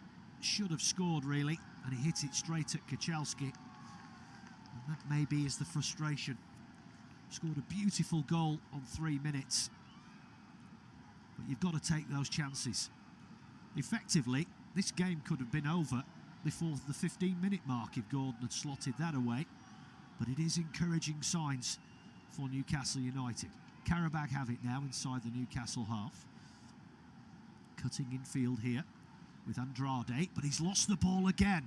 Voltemade breaking forward. Now Gordon in space down the left-hand side. Has he got support with him? He's into the box. Tucks onto his right foot, squares it, edge of the box. Barnes just wide of the left post from the edge of the area. Oh, goodness me. This is a tidal wave of green at the moment coming at Matthias Kuchelski. And again, it came from Qarabag losing the ball inside their own half. Barnes with the strike. He's been pretty prolific this season, but it goes wide of that left-hand post. And Qarabag, who themselves are in a pretty poor run of form. They haven't won here for 4 games. They only managed to a win at the weekend by a 1-0 away from home. They've not been in great form lately, as of neither of Newcastle, but they are on the up at the moment. Back-to-back wins, and here anything's looking possible. Tonali with the corner. Oh, it just sails over the head of Anthony Gordon, who's at the back of the 6-yard area. They've got tremendous height for set pieces, have Newcastle. The likes of Voltemade and Malik Chow, Dan Burn, 3 very tall men. On that occasion, just over the head of Anthony Gordon. Qarabag 0, Newcastle 2. Goals from Anthony Gordon and Malik Chow, and in all reality, it could have been 4. 7 goals in 9 Champions League games for Anthony Gordon. Ball goes out on this near side, near halfway. It will be a throw-in for the Magpies. Lewis Hall will be the man to take it. 17 minutes gone. Throws it back into his own half. Voltemade sends it back to Dan Burn. Huge crossfield ball, beautiful, right to the feet of Kieran Trippier. He passes down the line.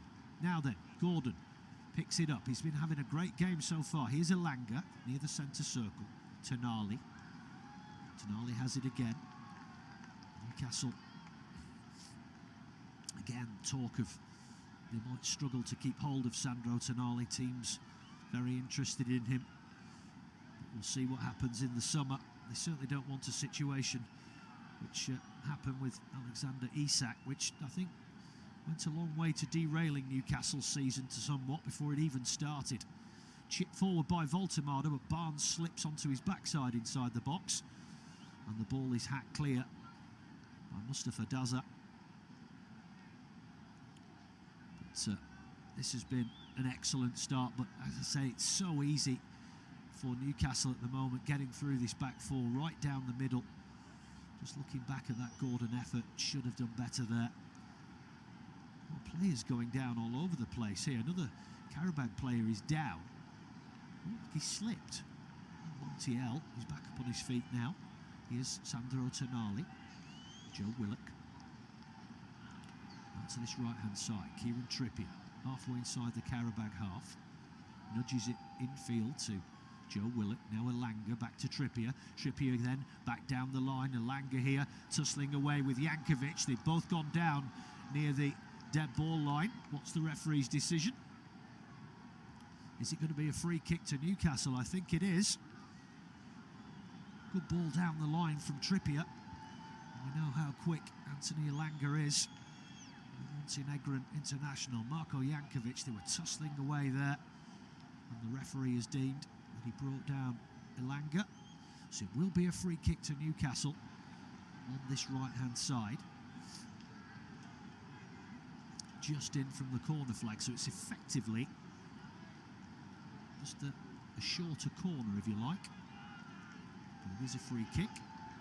Lewis Hall will be the man to take it. Of course, all Newcastle's big lads currently loitering around. Ball whipped in. Oh, it's parried up in the air by Kachalski. Newcastle, well, Gordon had it on that left-hand side, but he's given away a throw-in. But that was a good save from the Polish keeper, because that was whipped in with venom by Lewis Hall. Maybe trying to score directly off that free kick there. Stuck out a right hand, punched it clear. One of the Qarabag defenders has sat himself down inside the penalty area. It is, well, yeah, they are going to have to make a change here.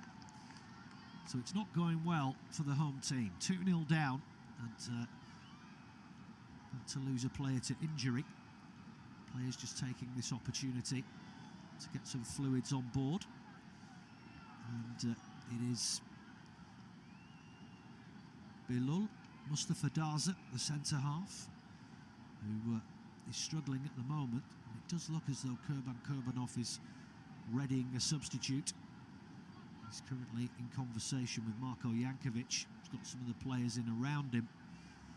They've got a lot of work to do here, Qarabag. When they have had the ball down at that end of the field, they have looked pretty dangerous. But they have just been so porous at the back. And very sloppy in possession inside their own half. So Mustafa Daza, is he going to come off here? They look like they were readying somebody. We'll see very shortly. But below Mustafa Zada, looks like he might be done for the evening.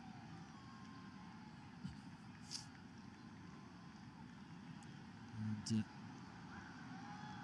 Newcastle, well, they couldn't have hoped for better. Well, the throw-in's been taken quickly, and again, Newcastle pressuring them, and they've pinched the ball very briefly off Qarabag near their own goal, but the long ball downfield is headed by Dan Byrne to Lewis Hall. Comes back to Byrne, and now Tonali whips it round the corner, defended by Matthias Silva. Montiel will pick it up on halfway, but again they're playing this very high line, Qarabag, and they're constantly under enormous pressure. That's a foul by Voltemade. He's left one in there, the big German. Trying to pinch the ball. Problem for Qarabag, playing this high line, as Newcastle like to do. They are playing this high press. And the foul coming in there on Pedro Bicalo. Danny Bolt, the Brazilian, has come on for Belal Mustafazadeh. So that change has been made by Kurban Kurbanov. It was an honest attempt by Voltemade. It was just a bit late, and then he stood on his foot there. Clumsy. So, free kick Qarabag. Halfway inside their own half. Almost 23 minutes on the clock. Qarabag 0, Newcastle United 2. Oh, there was actually a VAR check for a red card there. I don't think he even got booked. Unless I missed it, maybe he did. Anyway, Qarabag have it at the back here with Kevin Medina. Long ball downfield by the Colombian, but that's easy. Defended by Dan Byrne. And Qarabag have it now, down this right-hand side. Here is Bolt, the Brazilian. Tries to get the cross in. It's blocked by Byrne on the right-hand side of the penalty area. And it will go out for a throw-in to Qarabag, taken quickly by Bolt. He has the ball now on this right-hand side. Dinks it infield. Now Bicalo. Back to Silva. And now Medina, halfway inside the Newcastle half. That's a great ball down the left channel, but Pope off his line quickly and gets it before the captain Zubia could get interested. Pope launches a long throw, gathered in by Lewis Hall on this left-hand side. Oh, he's just lost possession of it there, Hall. That was a little bit careless. Now Qarabag have put it out for a throw into Newcastle. Deep inside their own half. Another player gone down briefly. It's Bolt. He's only just come on.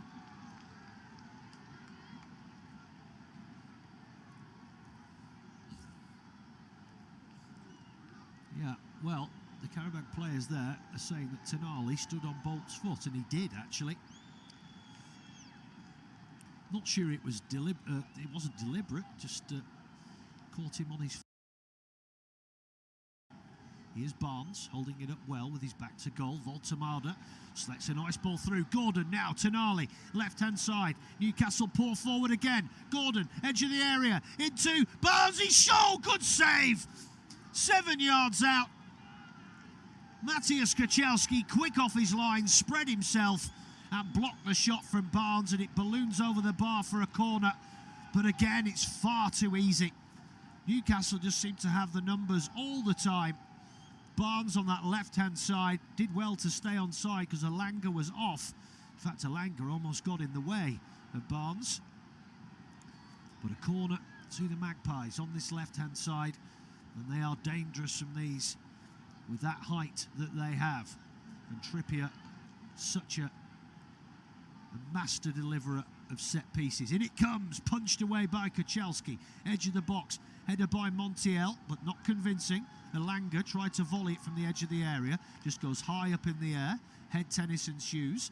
Voltemade, oh, he's lost it now, just inside the edge, on the edge of the penalty area. Qarabag break forward now, down this left-hand side. Can they get the ball into the area? No, but it's blocked by Hall, and it will go out for a Qarabag corner. on that far left-hand side. 26 minutes gone. Qarabag 0, Newcastle United 2. Corner taken quickly. Caught Newcastle napping. Ball whipped into the area. They can't bring it under control. Cleared by Voltemada, but only out to this left-hand side. Qarabag have it in again, and they've forced another corner. Sandro Tonali, strong defending there, and another corner for Qarabag on this left-hand side. Will they go for a short one? No, this time it comes into the area, but it sails over the top of everyone, I think. Or did it clip a Newcastle head? I think it caught the top of Dan Burns' head. It's gone out the other side. Throwing taken by Bolt. Silva. Now Bicalo. Halfway inside their own half here. Sorry, the Newcastle half. Qarabag. Karafaguliev coming through the middle. Now then, good defending from Chow. Just stood strong. The Qarabag player went down, but the ref not interested. Now Alanga breaks forward, but it's a heavy touch from the Swede, and he's lost possession. And Qarabag have it again, just inside the Newcastle half, and now they've lost it. Good work there from Joe Willock. And then a great ball over the top. Barnes brings it down. It falls for Gordon. Another good save from Kuchelski. He came off his line, and it should be another, well, maybe it's harsh to say it should, but Newcastle, they could easily have had 4 or 5 here.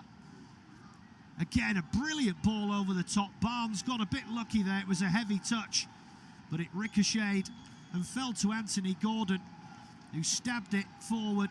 But again, Kuchelski was quickly off his line, spread his body, and it goes out for a corner.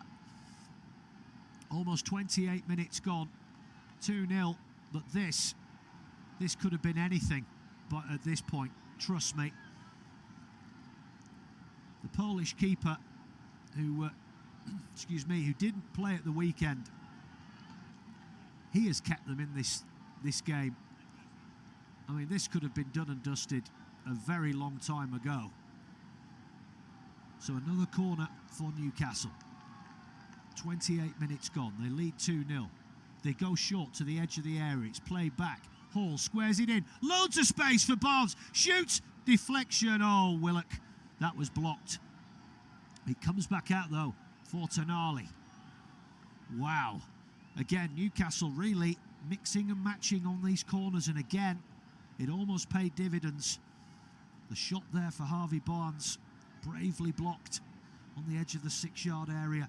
But you do feel that it's just a matter of time before Newcastle hit the back of the net again. They are dominating this game. Here's Tonali inside the centre circle, nudges it back. Well, the referee is blown up here for something. Oh, a potential penalty check, says VAR.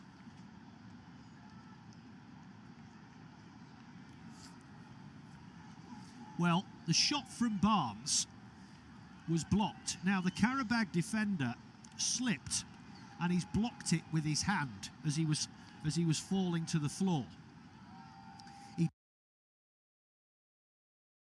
So, in my book, you can't really say that was deliberate, because he wasn't even looking at Harvey Barnes. But the referee is coming over to the screen here. It definitely strikes his hand, of that there is no doubt. But for me, he was facing away from Harvey Barnes. He was facing his own goal. It's Matias Silva, the Brazilian. And yeah, it hits his hand. That's not the argument here. And maybe it was potentially going in. But he was facing away from Barnes. I don't think that was deliberate. The referees, though, are making a decision. And the decision is, I think he's given a penalty. Yes, it is. Penalty given to Newcastle. Well, this could be a massive chance to put this game theoretically to bed here. It was another brilliantly worked corner, by the way, and it allowed, nobody picked up Harvey Barnes inside the area. The shot came in. Silva slipped and stuck out his arm to break his fall, and it hit his hand. But my argument was that he was facing his own goal. It wasn't deliberate as far as I could see, but the referee sees it differently, And Newcastle now, Anthony Gordon has the ball in his hands. 31 minutes gone. This effectively could seal the deal. And we've only played 31 minutes. Gordon already on the score sheet. He spurned 2 good opportunities. He could have had a hat-trick tonight. As I said earlier, he's not a striker. He's a winger, an attacking player. But he has a chance here to double his tally and put Newcastle in an extremely comfortable position. Gordon standing over the ball, hitches his shorts. Referee carefully watching people on the edge of the area. Still not happy. Up steps Gordon, and it's a goal! Left-hand side, over the top of Kuchelski. Qarabag 0, Newcastle 3. 2 goals for Anthony Gordon, and that was a clinical penalty from the spot. And Newcastle, those fans are in absolute dreamland. 3-0. And the 10-hour journey, was it ever worth it? What a strike from Gordon into that top left-hand corner. Keeper went the right way, but he sort of dove under it, if you see what I mean. And Newcastle taking a stranglehold on this game now. 32.5 minutes gone. All smiles for the team in green. And the man from Liverpool has the biggest smile of them all. 8 goals in 9 games now for the England winger. But that, for me, was a little bit harsh on Matthias Silva. But Qarabag now got to show some character here. Otherwise, this game could get away from them very, very quickly indeed. They already have a huge mountain to climb. I mean, they know what it's going to be facing them at St James's Park. Oh, they've given it away again! Gordon's through! Round the keeper! It's 4! Straight from the kickoff! This is absolute carnage! Hat-trick for Anthony Gordon! What is going on here in Baku? Qarabag giving the ball away straight from the kickoff, and Newcastle are absolutely in dreamland now. A hat-trick for Gordon. Kuchelski's gone down holding his face. There's nothing much more he could have done this evening. It literally could have been 8. They have been that poor at the back, but that was an absolute catastrophe. They played it up to halfway. They played it back to their own goal. It was intercepted by Voltemada, who chipped it over the top. Gordon won the foot race, and it was just so simple. And it was awful defending. Kevin Medina had the ball. He lost control of it. Gordon nipped in at the side of him and stabbed it past the oncoming Kuchelski. That was awful. Medina, oh, he should have done so much better there. He took it round the keeper. Brilliant from Gordon, and nudged it home. A misplaced pass, and then awful defending from Medina as he was heading back towards his own goal. He miscontrolled it and allowed Gordon to steam in at the side of him, who then calmly took it round the Polish keeper and stabbed it home from 4 yards. Qarabag 0, Newcastle United 4. A hat-trick for Anthony Gordon, and those fans can hardly believe what they're seeing here. 2 goals in 30 seconds. Kuchelski has it now inside his own area, and that's a poor clearance. Goes out for a throw-in. I mean, this could get ugly very, very quickly. I'll say it now, the game is over. Forget it's 2 legs, I know, but this game is over. It's done and dusted already, and we've only played 35 minutes. We've got 10 minutes or so, another half, and then another game to come. But there's no way they're coming back from this. Not a chance. I mean, Newcastle have come all this way, the longest trip. But don't forget that Qarabag have to make the longest trip as well. They have to go to Newcastle. And nobody wants to go to St James's Park at the best of times, especially on Champions League night. It will be rabid inside St James's. And if they can go there with, well, it could be anything, this lead, by the time this game is finished.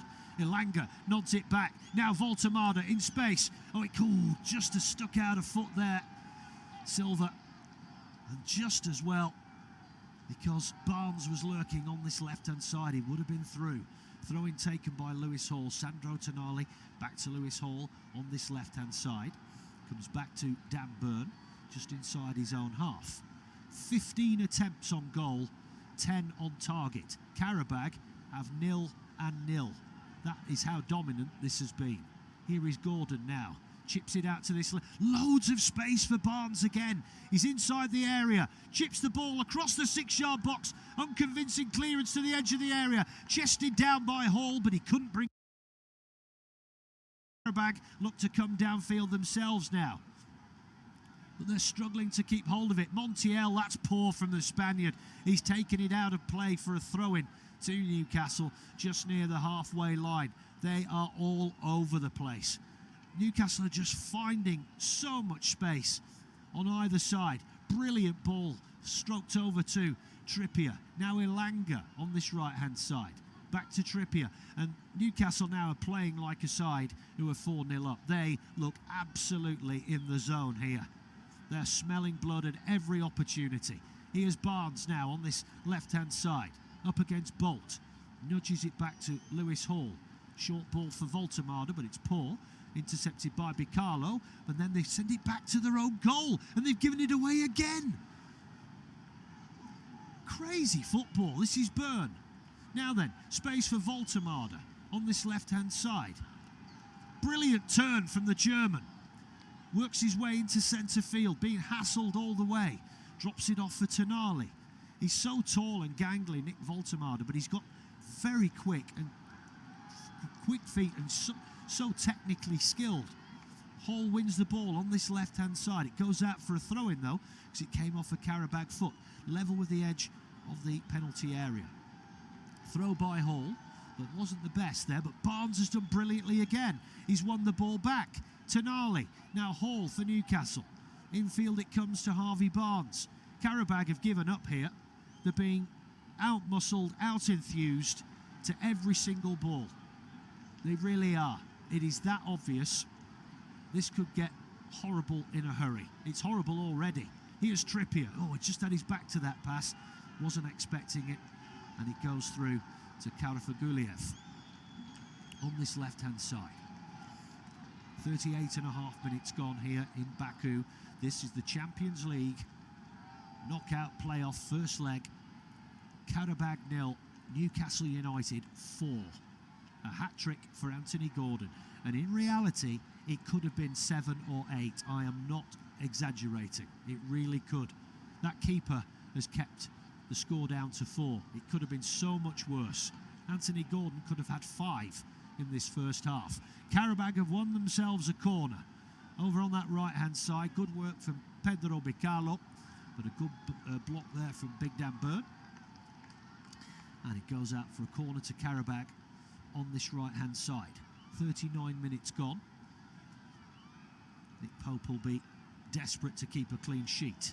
He's had very little to do, but he'll be desperate to do that. Ball is whipped in by Montiel, straight into the hands of Pope, another very tall fellow, and he rolls that ball out for Trippier, and Newcastle come forward again now, and here is Elanga. There's just so much space. Gets round one man and he's tripped. It's going to be a free kick on the edge of the penalty box on that far right-hand side.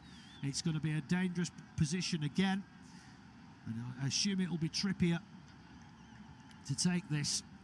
But this is just desperate now from Qarabag. They just cannot stem the tide here.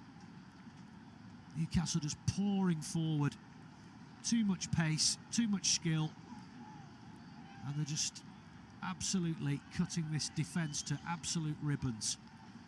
Two-man wall for Qarabag. And as I said, Trippier standing over this. And again, the three huge triumvirate of Burn, Chow and Voltemade migrating towards that back post. Trippier doesn't take it. Elanga whips it in. Header! Oh, straight at the keeper.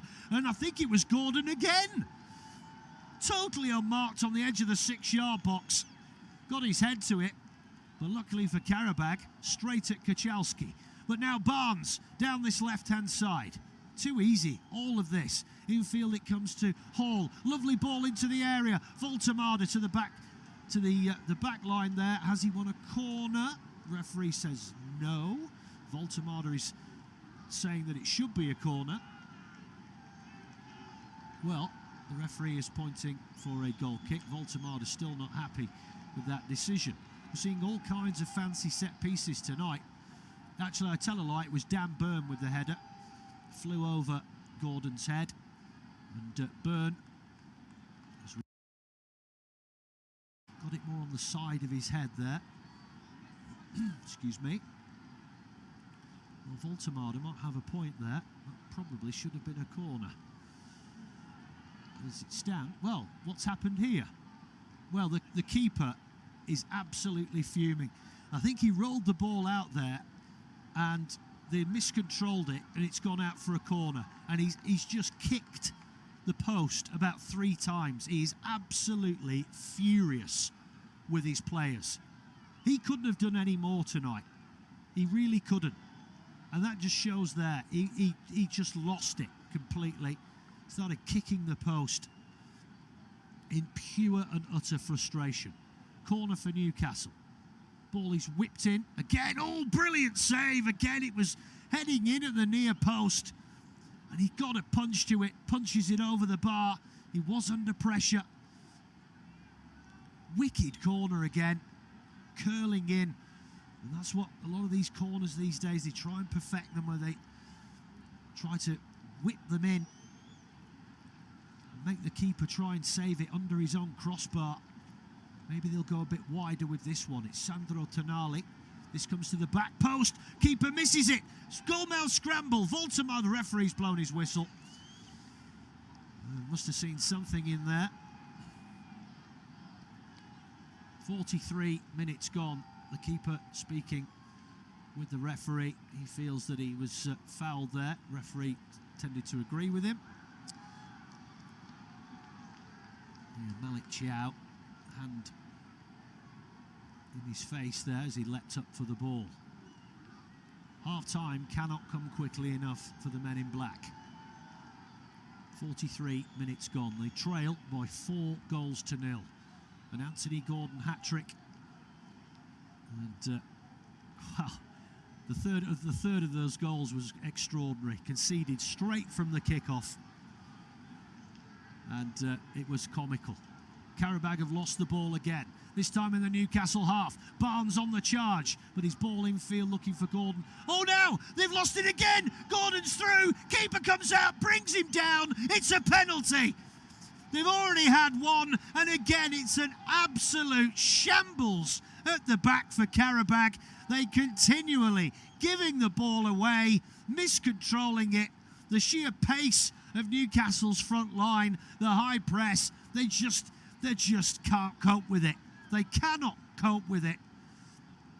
It was a poor ball from Barnes. They intercepted it and then they gave it away. Gordon won it, chased it down into the area. The keeper came out, he had no option, and he's brought Gordon down. It's a second penalty for Newcastle United. Anthony Gordon, can he get 4? We're still in the first half. Extraordinary. This has been an absolute horror show from Qarabag, but an absolute dream night for the Geordies. Wow. It's not even half time, and this could be 5-0. The conversation here, Anthony Gordon has the ball. Kieran Trippier has had to intervene there because I think somebody else wanted to take it.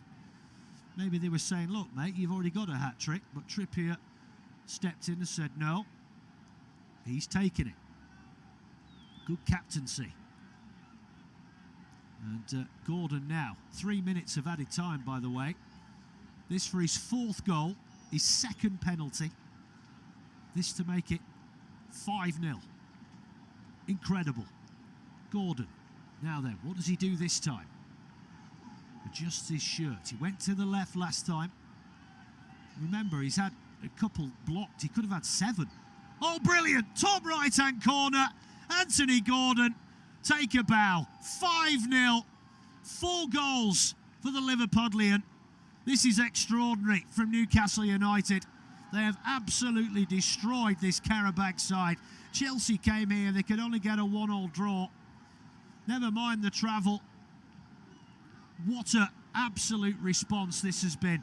Since that defeat at home to Brentford, where they were booed off, questions were asked about the manager, they were asked about the players. Since then, they've responded with a win away at Tottenham, hammering Villa away in the Cup, a team who are currently third in the Premier League, and they have put 5 past 45 first half minutes. And this could get a whole heap worse. Trust me, they could have had 9, easily 9 in this first half. It is an absolute car crash, this, from Qarabag, but full marks to Newcastle. They're just not letting up here. And Anthony Gordon now, 9 goals in 9 Champions League games, 4 of them coming tonight. Oh, goodness me. Just over a minute remaining. So now it's 10 goals in 9 matches, beg your pardon. What on earth does Kurbanov say at half-time? It has been a shambles. They've looked half decent going forward, but at the back, they are an absolute shambles. Oh, they've lost the ball again. Here's Lewis Hall now. Left-hand side, gets the cross in to the back post. It's too strong over the top of Gordon, and it will be gathered over on that far side by Qarabag. But they just can't keep hold of the ball in their own half. They are terrible at keeping the ball. Montiel, here's Karafaguliev, wins the throw-in. I have never seen a team so calamitous with the ball inside their own half. They just don't know what to do with it. They can't keep hold of it. Newcastle are pressing them. They can't deal with it, and they just give the ball away time and time again. And wow, what do they do? What do they do in the second half? But they have the ball now inside the Newcastle half for the first time in an age. Comes out to this right-hand side. Here's Andrade, the Cape Verdean. Good cross into the area, headed up by Dan Burn. They still haven't cleared it. Tonali will do that now. First time they've been in the Newcastle box, and it seems an age. But now they can break. But a poor touch from Elanga, and then the foul comes in as he tries to retrieve the ball. And we still play on. Qarabag will be desperate for that half-time whistle. This has been an extraordinary game of football. 4 goals for Anthony Gordon, 2 penalties for him. Goals on 3, 32, 33, 46. Malik Thiaw's header on 8 minutes. And that is half-time. What a half of football. Qarabag 0, Newcastle United 5. I'm not joking, it could have been 9 or 10. It really could. And there's a little bit of friction going on as the Newcastle players leaving the pitch there. A little bit of umpty there, I think, between Kieran Trippier and Anthony Gordon. And yeah, I'm not sure what that was about. There's something where they had to intervene earlier with the penalty. Gordon now is being surrounded by some of his teammates. Trippier looked very angry as he left the pitch. Joe Linton tried to speak to him, but he waved him away. Have to monitor that. Well, that spoils what has been an incredible half of football. We'll be back in 15. We need to take our breath. Half-time here in Baku. Qarabag 0, Newcastle United 5.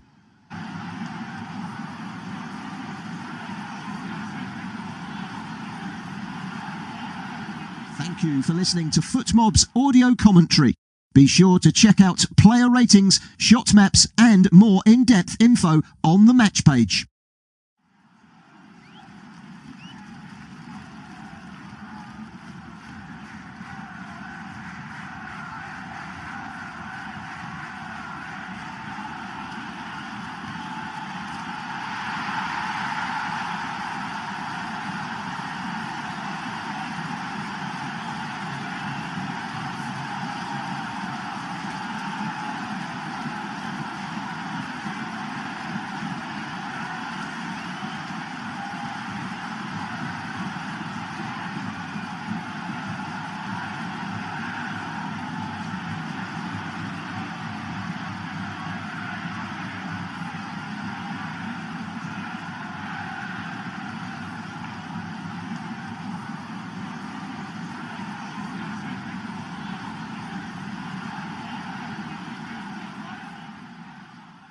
Remember to check out FootMob's social channels on Facebook, Instagram, Twitter and TikTok.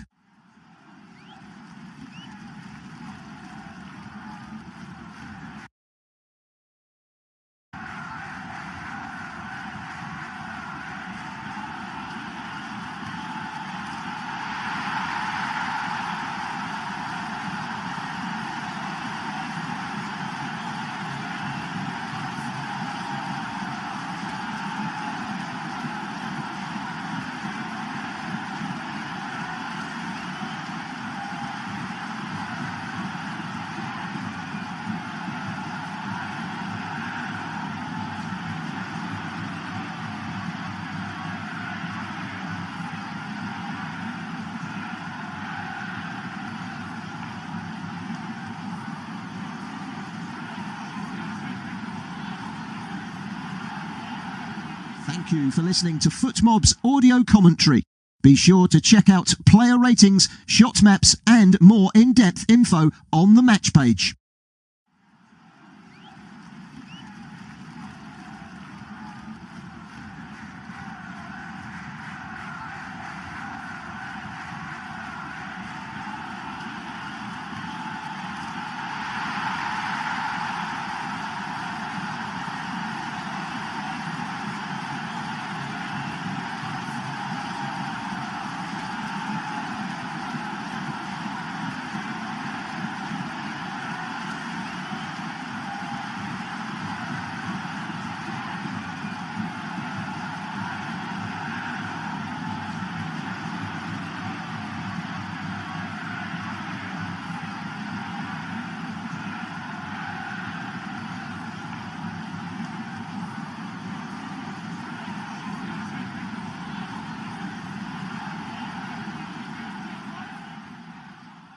Remember to check out FootMob's social channels on Facebook, Instagram, Twitter and TikTok.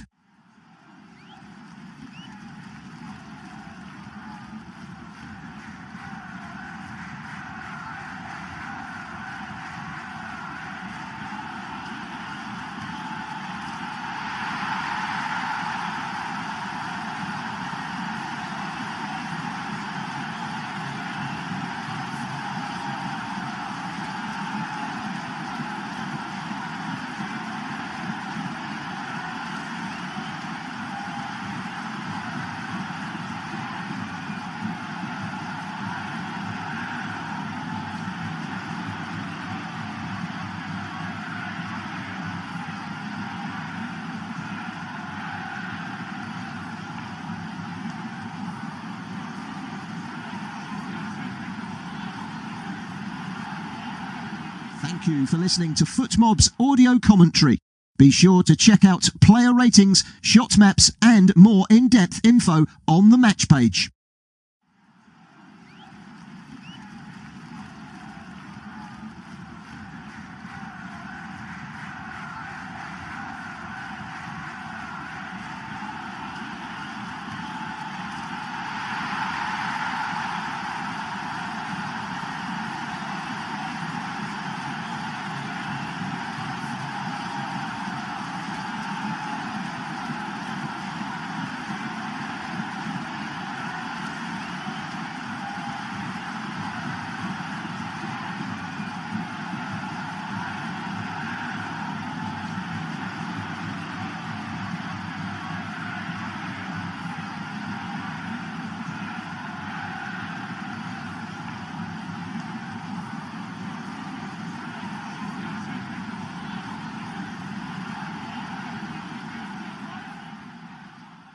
Remember to check out FootMob's social channels on Facebook, Instagram, Twitter and TikTok.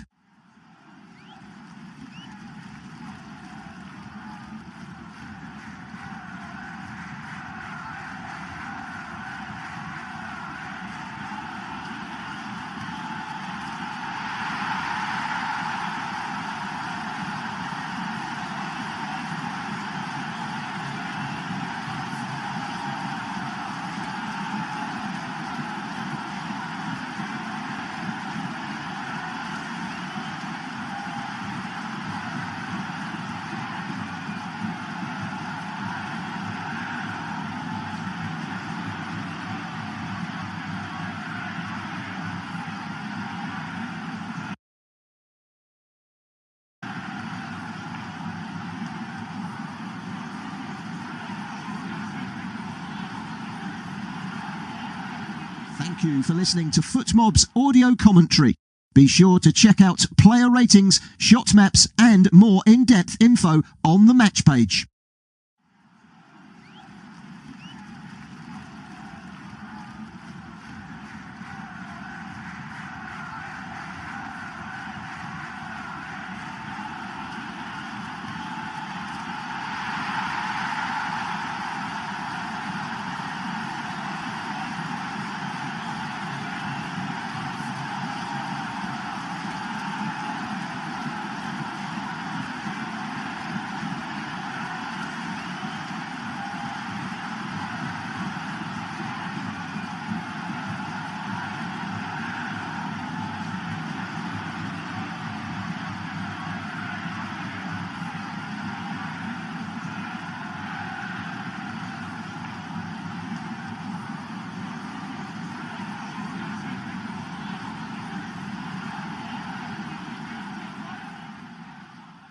Remember to check out FootMob's social channels on Facebook, Instagram, Twitter and TikTok.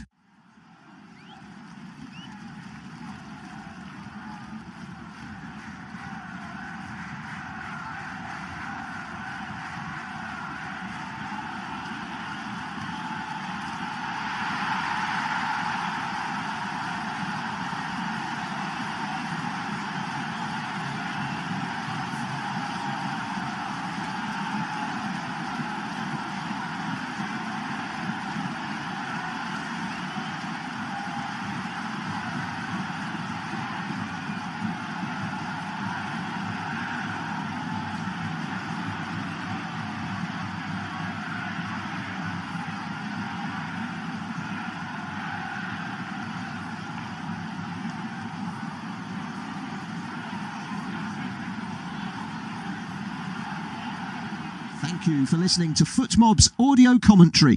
Be sure to check out player ratings, shot maps and more in-depth info on the match page.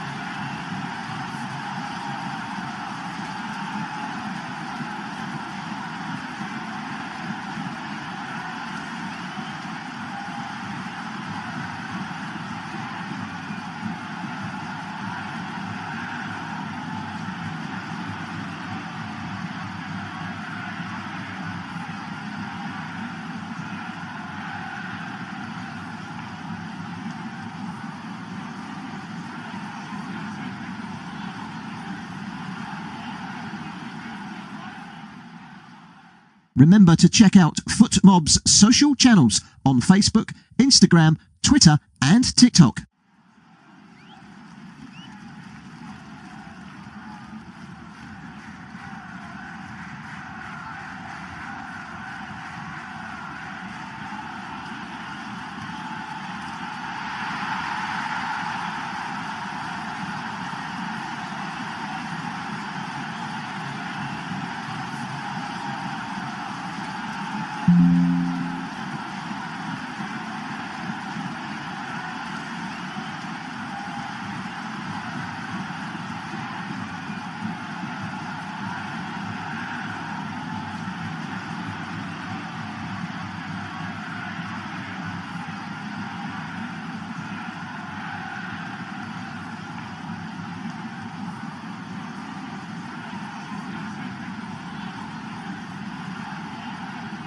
Thank you for listening to FootMob's audio commentary. Be sure to check out player ratings, shot maps and more in-depth info on the match page.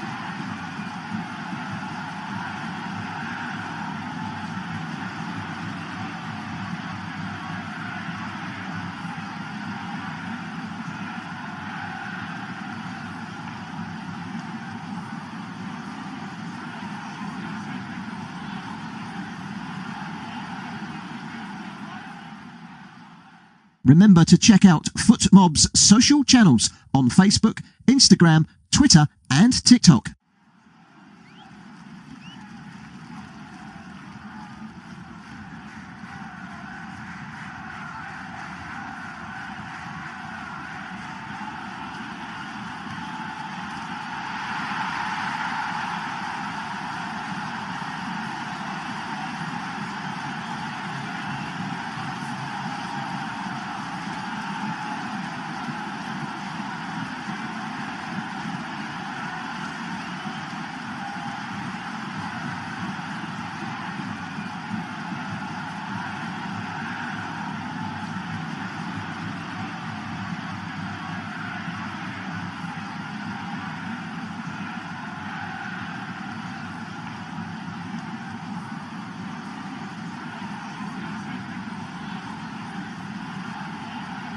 Thank you for listening to FootMob's audio commentary.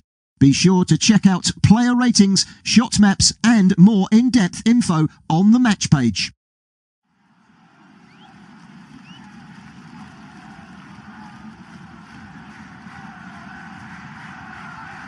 Well, welcome back to Baku, Azerbaijan. This is the Champions League. I'm Joe Mills. This is Qarabag against Newcastle United.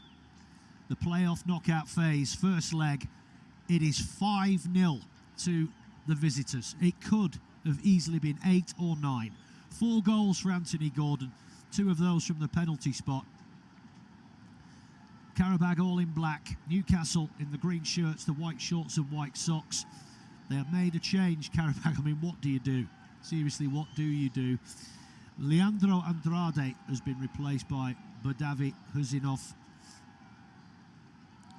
Maybe in an attempt to try and shore things up, but I have never seen so defending in all my life. This Azerbaijani pro side Qarabag, who, you know, they've got a reputation. This is not an easy place to come. Chelsea found that out, but they were awful in that first half. Newcastle were excellent. What a response since that home defeat to Brentford. Anyway, Newcastle will be playing from left to right in this second half. Stunned crowd here. They'll be looking for more. Espen Espash is the referee from Norway. Checks his watch and we're back underway.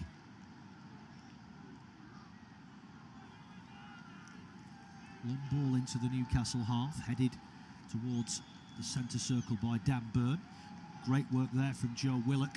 Good ball down the right-hand side. Picks out Anthony Elanga. Whips the ball into the box. Husinov does well to block that because Harvey Barnes was lurking behind him and would have been through. And the last thing Qarabag need is to concede early. But Newcastle, they'll be hunting more. Make no mistake about that. They'll want to make history this evening. And if Anthony Gordon, a mixture of he and the heroics, really, it sounds strange to say it, of Maciej Kuchelski, it could have easily been 9 or 10. I'm not joking, it really could. Here's Malik Chow, scorer of the other goal. Not quite sure what happened as the teams were coming off, but there was definitely words between Kieran Trippier and Anthony Gordon. Not sure what all that was about. But all seems okay now, as Chow has the ball for Newcastle. Lovely little back heel by Gordon, trying to put Elanga through on the edge of the area, but it's... Oh, they've given it away again, Qarabag. Edge of their own area. Trippier. Now Gordon. Tonali, lovely ball. Now Gordon, edge of the box, ball round the back. Ball fizzed across the goal by Elanga, and it's finally hacked clear. Now Qarabag can come forward, or can they? They have it on halfway. They have 3 men. It comes out to this right-hand side. Can they get the cross in here? Is that a good tackle there from Lewis Hall? It is, and he's won a throw-in for his team as well. It's so rare that Qarabag come down to the Newcastle end of the field, but again it was looking dangerous, and again they gave the ball away on the edge of their own area, Qarabag. That has been the problem all game. So throw in now for the Magpies, very close to their own corner flag. Willock takes it with his back, and then with his back to, and then a rather eccentric pass back to Nick Pope. He just hammered it high in the air. Ilanga now tussling with Medina. Is that a foul by the Colombian? No, says the referee. Ilanga went tumbling over the sideline. He has it again here now. Very high line again being played by Qarabag. Here's Medina. I think Ilanga's still down in back play. He is. Because he went onto the running track. Eddie Howe not impressed. He was just shoved off there by Medina. I think he landed on the running track. He's not in a good way. And now Qarabag are having to put the ball out of play. And the referee, Kieran Trippier, having words. Ilanga's back up on his feet now. Trots back on. Yeah, it was a bit of a shove. Nothing massive. But the problem was Ilanga then lost his footing. And the running track is very close to the side of the pitch. There's probably about 3 or 4 feet of turf after the touchline, and then you're literally on the running track, and that's what happened. But he's okay. Trippier wins that header halfway inside his own half. Here's Johnny Montiel. Qarabag have had more of the ball in the last couple of minutes than it seemed they had for the last half an hour of that first half. Here's Medina on halfway. Now Marko Jankovic. Karaguliev. Back to Jankovic. Now Medina on halfway. Oh, he's giving it away again. Ball over the top. But Hursinov deals with it. Jankovic has to tidy that up to get the ball up to halfway. This is better from Qarabag. Now they're inside the Newcastle half. They will come down this right-hand side, edge of the area. Can they get the cross in? They do, but it's straight at Nick Pope, and that was easy itself for the Newcastle keeper.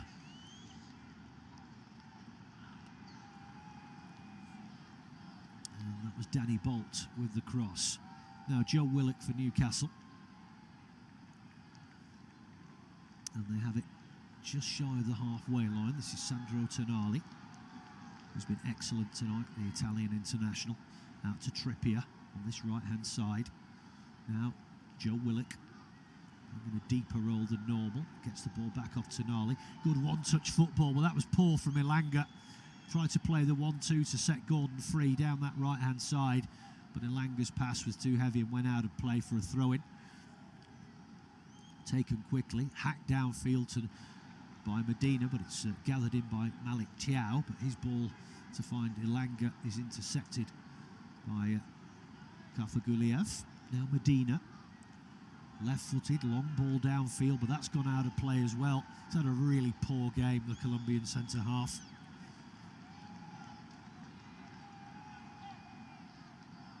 Throw-in taken quickly. Now it comes back to Thiaw. Now Dan Burn, edge of the centre circle. To Voltemada, who seems to be very effective in that deeper role. He's incredibly good at holding up the ball. Good ball down the line by Trippier. Ilanga nudges it round the back of Medina. Hursinov comes across to put it out for a throw-in. He got caught late by Willock and has gone down near the corner flag onto his knees, but he's back up now. And it will be a throw-in to Newcastle on this right-hand side. About 5 yards from the corner flag, and again it was a case of stood on his foot there, Willock, but it was just on his follow through, nothing sinister. But I think have changed their mind. Anyway, taken by the keeper up to halfway. Bicalo tussling with Voltemada, but the big German comes away with the football, and then he's brought down by Jankovic. That will be a free kick to Newcastle. As I was saying earlier, for such a tall man, a gangly man if you like, his ball control and technical ability is pretty excellent. And again, he managed to wriggle his way free there, only to be caught. Tonali takes it quickly, goes back to Burn. Now it's Malik Chow. Nice turn there from Gordon, out to Trippier on this right-hand side. Now Tonali, Trippier again. Chips the ball over the top, looking for the run of Gordon down that right-hand side. Repelled, but it comes back to Trippier. Chow on halfway. Now Tonali, moving it quickly here, Newcastle. Here's Elanga, cuts in field. Lovely back heel from Gordon, but it was into traffic. Couldn't find Elanga on the overlapping run. Well, they win the ball back. No, they don't. It's a free kick. Foul on the captain, Zubir.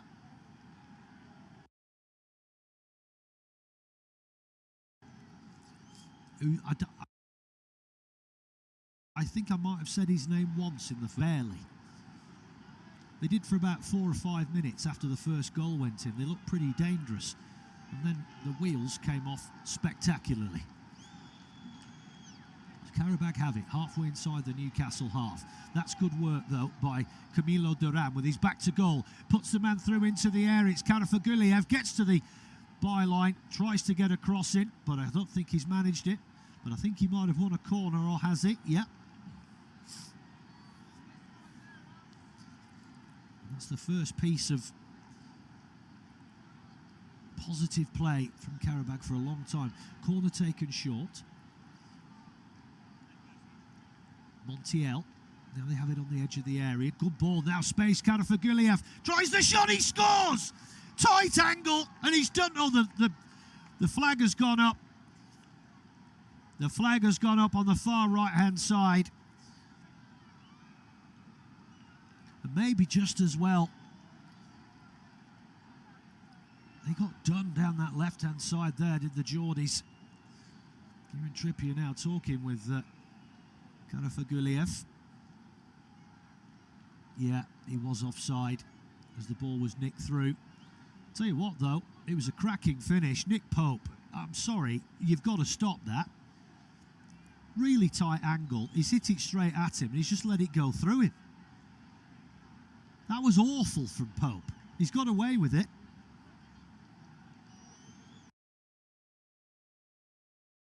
The goal was ruled out for offside. I'm not quite sure why they're checking it, because he was offside.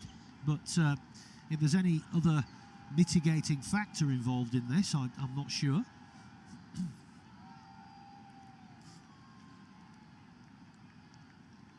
Well, the goal review, and I don't think it's been. I'm trying to see. Has it been given or has it not? No. Oh, it's a goal. It's a goal. The goal stands. Well, he looked offside to me. Qarabag 1, Newcastle 5. Good response from the home team. But he certainly looked offside there, did Qarabag. But that is awful goalkeeping from Nick Pope. I'm sorry, that is simply not good enough. Tight angle. He was about 5 yards from the dead ball line, and he's hit it straight at him, and he's just let it go through him. And that is again another area where Newcastle will be looking to strengthen. They brought in Aaron Ramsdale on loan, but again, Nick Pope not done himself any favours there at all. He has come in for some criticism this season. That was an appalling piece of goalkeeping. I'm sorry, but it was.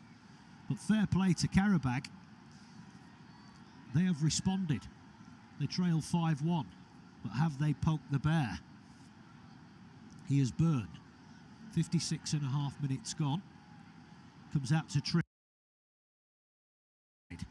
Elanga making the run into the box, but he opts to go infield to Tonali. Elanga with his back to goal, but he loses his footing. Cleared away by Qarabag, but it goes straight to Malik Chow. Tonali once again. That might just sharpen the focus of the Magpies.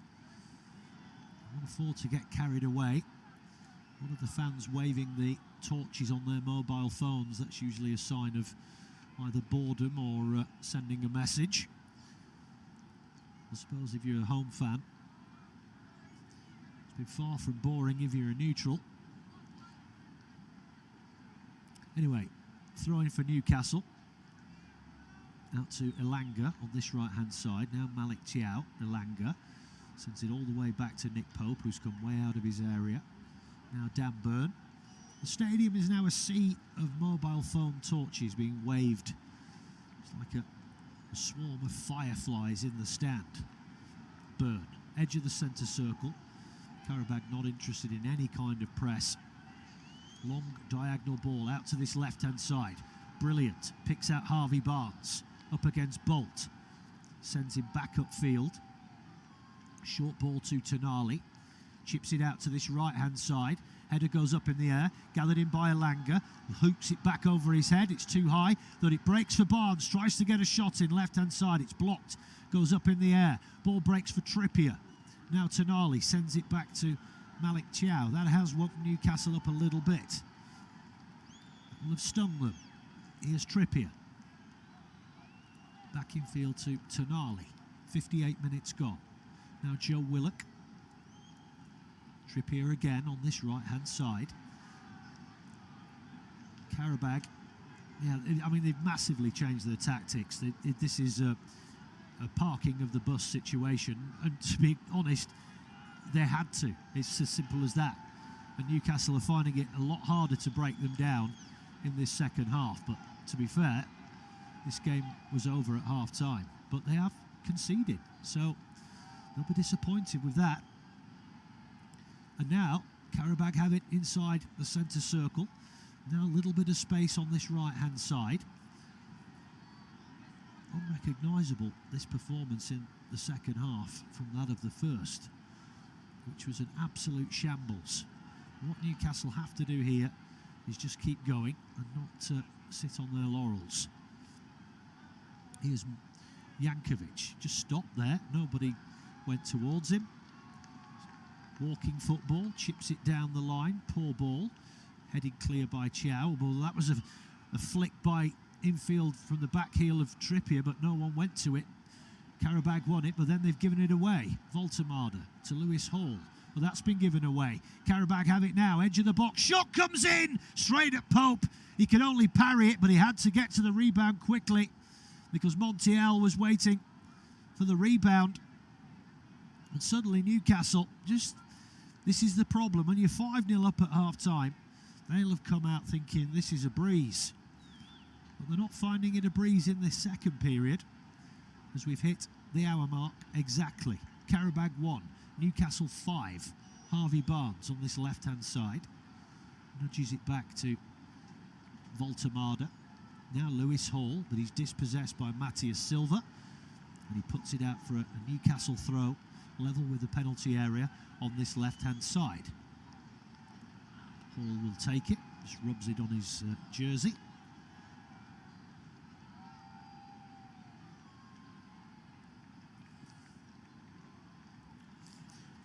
Interesting what Eddie Howe does with his substitutes. Long journey here, long journey home. Quick turnaround, they have to go to the Etihad Stadium on Saturday night. So they won't have that much of a rest. That's a foul surely on Tonali as the ball was cleared downfield. It is. He doesn't have a massive amount of choice, Eddie Howe. He's got 3 keepers on the bench. But he will be happy that Joel Linton is back. And of course, they've had their real injury problems all season, Newcastle. Particularly Livramento. They've been missing him, and then the hammer blow of losing Bruno Guimaraes. But they have shown in the last 3 games, finally, that they can win a game without him. Anyway, Newcastle have it, edge of the area on this left-hand side.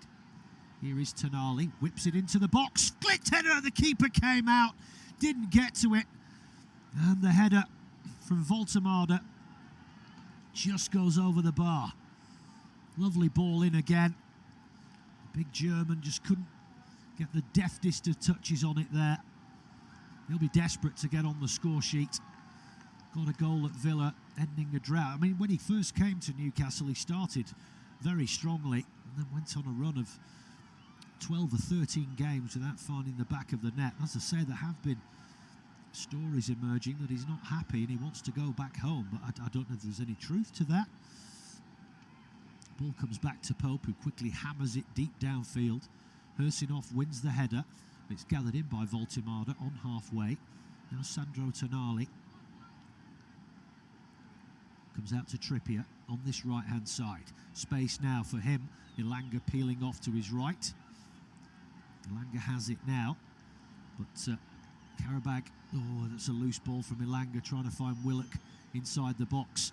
Qarabag almost lose it again, but they are harder to break down. They park the bus here, but they're just looking to play on the counter. That's good work from Dan Burn to stop that one, and even better from Willock to take it off Montiel, who's gone down after that challenge. Long diagonal ball from Trippier, but it's only going to find a black shirt, and it's Matthias Silva. Montiel still down on the halfway line. They're going to have to stop the game here, or are they? He's back up on his feet now.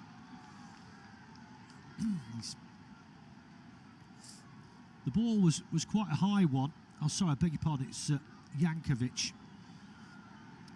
And Willock had every right to go for it. And I think what happened there, Jankovic caught Willock on the way through, and he had, the irony is he hurt himself more than he hurt Willock. Anyway, though, space for Qarabag, 30 yards out in centre field. Karafaguliev, the goal scorer. This has been so much better, but let's be honest, it couldn't have been any worse. They still trail 5-1. Game is effectively over. Newcastle, though, they'll be definitely looking to get another goal and not make this a one-half game. Ramsey and Murphy are being readied by Eddie Howe. 64 minutes gone. So I assume that will be, I would imagine, Ilanga and maybe Tonali to keep him fresh, or fresher, for the City game. Anyway, Qarabag break here down the right-hand side. They've got him round Lewis Hall. They have it in the area here with Zubir. Shot comes in! Oh, just past the left-hand post. That was a fine strike. I think it took a deflection, and it's a corner for Qarabag. 65 minutes gone. Corner taken short and quickly. Zubir, now Jankovic, edge of the area on this left-hand side. Totally different performance. Montiel. Newcastle can be maybe forgiven for not really giving it, well, I wouldn't say they put the cue on the rack, but subconsciously you kind of do, don't you, when you're 5-0 up at half-time. Willock herring downfield. He's gone down. The man who took it off him's gone down. Referee's playing on. Long ball over the top. Now the referee has blown the whistle. So coming together inside the centre circle. But Qarabag, this is working for them at the moment. It is. Parking the bus and hitting on the counter. They've had incredible joy. So coming together there between Silva and Willock. Silva looked like he raised his elbow there. Both men have gone down. But Qarabag 100% better in this second half. And that was a very good strike from the edge of the area. It did take a deflection. And I'll tell you what, it was mere centimetres past Nick Pope's post there on that right-hand side. 66 minutes gone. Willock's back up on his feet. And maybe the will allow Eddie Howe to make his two changes. And well, are we going to get that or not? Just waiting to see. I mean, this is going to have to be a dropped ball anyway, because Qarabag put the ball out. But 100% better. But the problem is, it's closing the stable door, isn't it? They were so awful defensively in that first half. And all they've done here is just park the bus, stifled Newcastle. Willock is the man to make way for Jacob Ramsey. Like-for-like change. Ilanga for Murphy. And Anthony Gordon is coming off as well, which means we get to see the young Danish striker Will Osula Many thought might have been on his way in the January window, but he's still here. So Eddie Howe shuffling his pack, freshening things up. Hug there between Gordon and Trippier. That's good to see, because it looked like they might have had words at half-time. I'm not sure what all that was about still. Osula comes on. Still, it's been a fabulous night for Newcastle, but they'll want to kick on here. This second half has been a totally different story. They trail by a goal to nil, but they won't mind. But they'll certainly want to try and get another goal in this second period. For all intents and purposes, the game's done and dusted, but you never know, do you? But you just can't see Qarabag coming anywhere back from this. The damage was done catastrophically in that first half. Ball comes back to the feet of Nick Pope, who should have done much better with that Qarabag goal. Here's Hall, back to Tonali. Well, that's a loose touch from the Italian in front of his own goal, and he's given it away. Newcastle just been sloppy in this second half. Qarabag now have it right hand side in the penalty area. Cross comes in, it's blocked, and it will be a corner. Newcastle need to wake up here. Medina's gone down, clutching his left knee.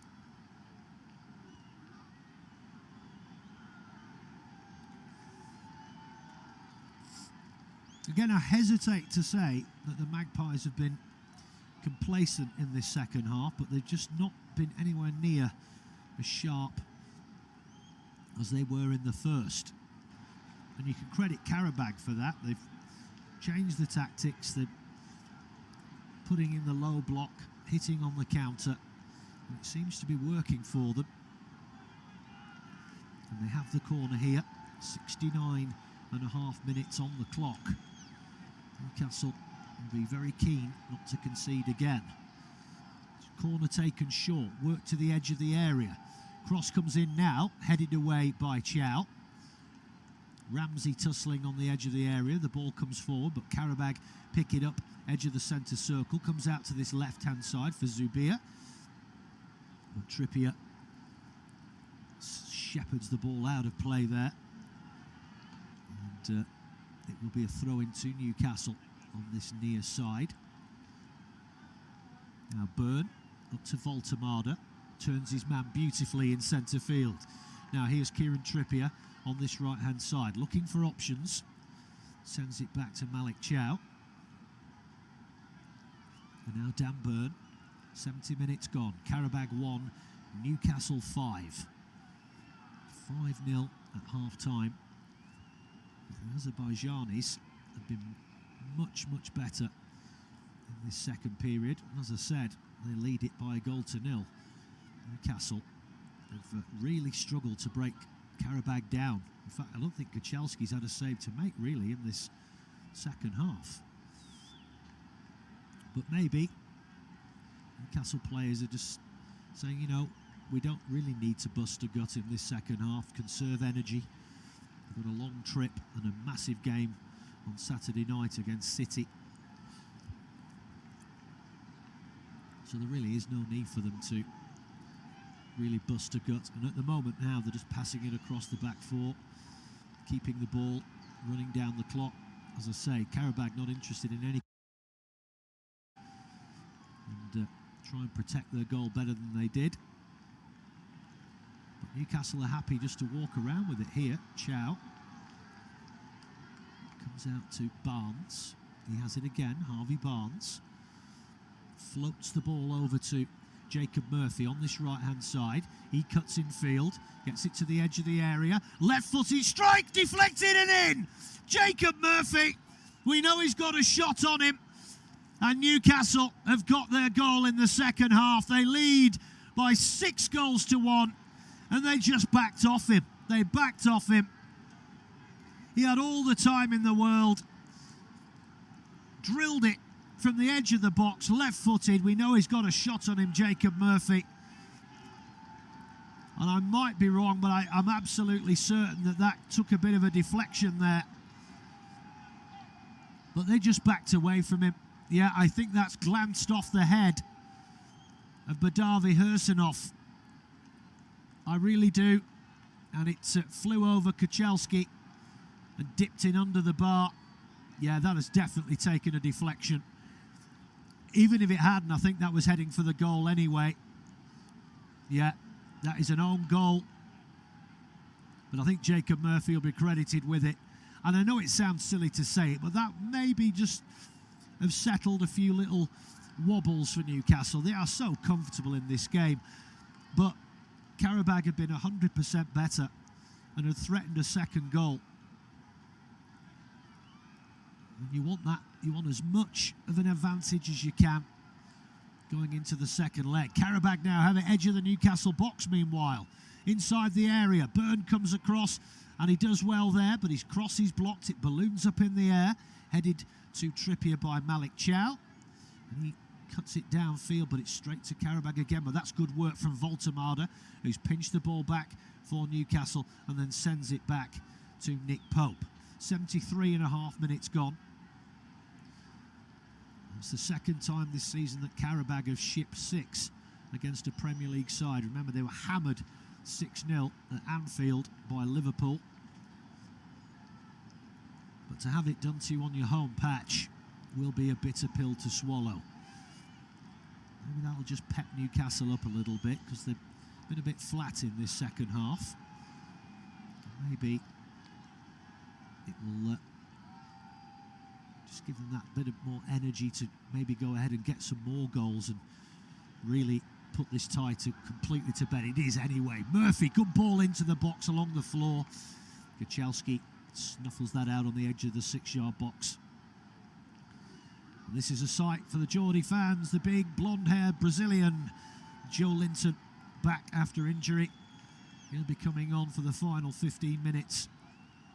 I'm sure these players, and Eddie Howe in particular, will just say, look, come on, let's up it this second half now. These supporters have come an awful long way. Let's entertain them. But Qarabag, fair play to them, are responding here. They come forward down this right-hand side. Danny Bolt, that's a sloppy ball though. Easily blocked by Lewis Hall. Sends it back to Dan Byrne, who chips it over to Trippier on this right-hand side. Ball infield to Sandro Tonali, who I am absolutely convinced will be the next man off for Joe Linton, because he's been outstanding, the Italian, and Eddie Howe will want to keep him wrapped up in cotton wool, particularly with the injury to Bruno Guimaraes.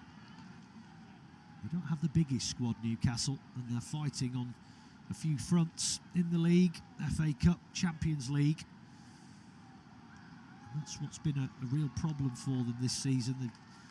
They've looked tired and leggy on occasions, and when you don't have the biggest squad, and up until recently they were fighting on 4 fronts, of course, and it's not always easy. You know, you get a couple of injuries. This is going to be a yellow card for Newcastle. Malik Chow, just I think he might have caught him there with his elbow. And there have been key injuries, particularly at the back. You know, Fabian Schär out, Tino Livramento out, Guimaraes, Joe Linton's been in and out with injury in the last. Visser hasn't really hit the ground running, he's out injured again. So it's not been easy for the Geordies.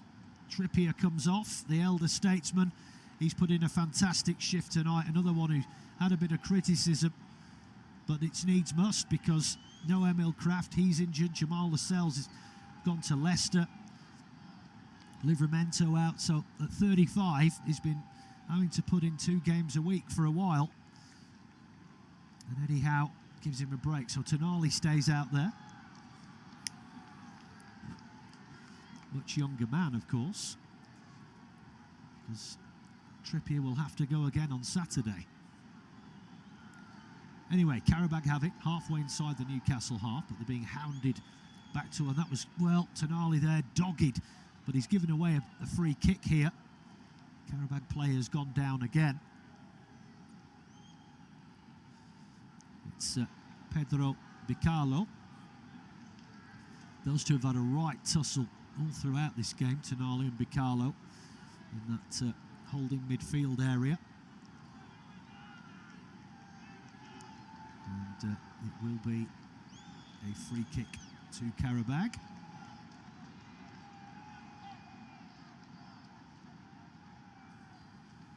And Bicalo gets back up to his feet. Well, this has been a night to remember for the Geordies, and particularly those fans who've made this very long trip out to the Balkans. Free kick whipped into the back post, but too strong. Medina was there, he couldn't get to it. Tonali made sure of that. 78 minutes gone. Qarabag 1, Newcastle 6. It's a goal kick to Newcastle. Nick Pope standing over the ball. Takes it short. Here's Dan Burn.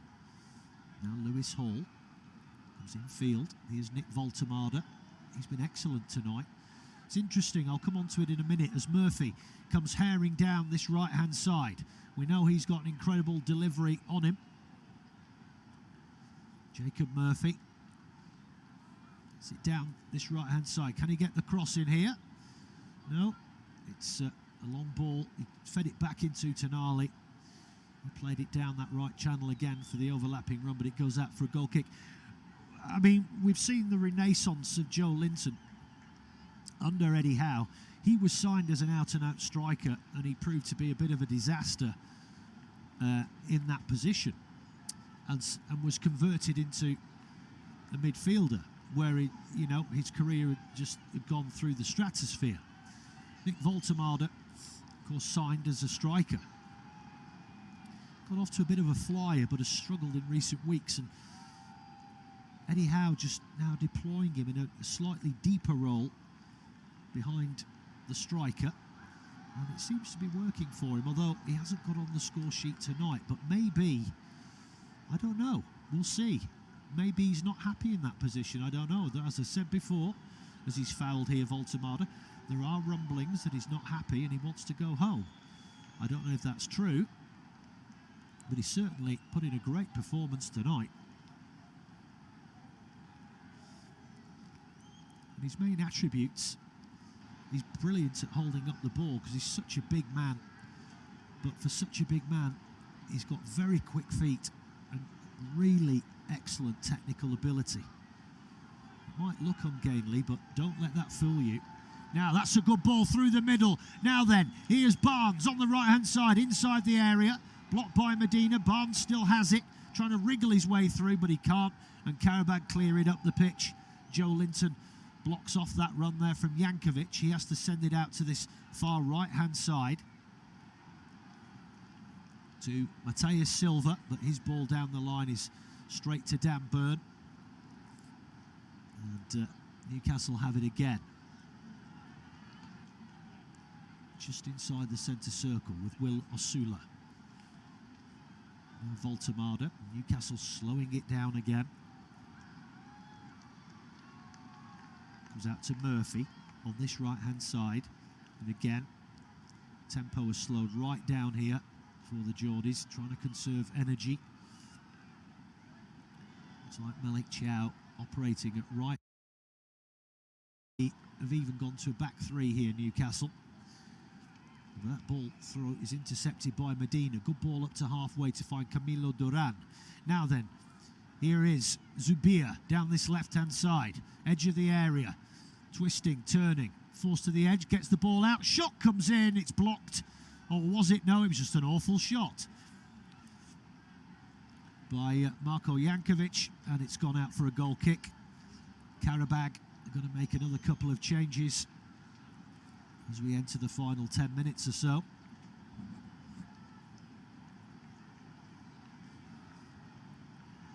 And a goal kick to the Magpies. They lead 6-1. They've been brilliant tonight. First half was an absolute car crash for Qarabag. Newcastle took full advantage. Absolutely destroyed them. 4 goals for Anthony Gordon, 1 for Malik Chow, and 1 for Jacob Murphy. And Newcastle have it now inside the centre circle. comes out to Jacob Murphy on this right-hand side. He's got loads of space to run into. Feeds it through to Osula. Tries to turn Medina, but Medina this time does well and pinches it off him, uses his body strength. Certainly didn't see that in the first half. He had a shocker. Good ball from Zabia across the pitch, picked up by Danny Bolt. Now they have it on this right-hand side. A little rally here from the Azerbaijanis. Chipped into the area, headed out by Byrne, chested down by Ramsey. Back to Hall, he hoiks it clear. But Qarabag will come again from just inside their own half. 83 minutes gone.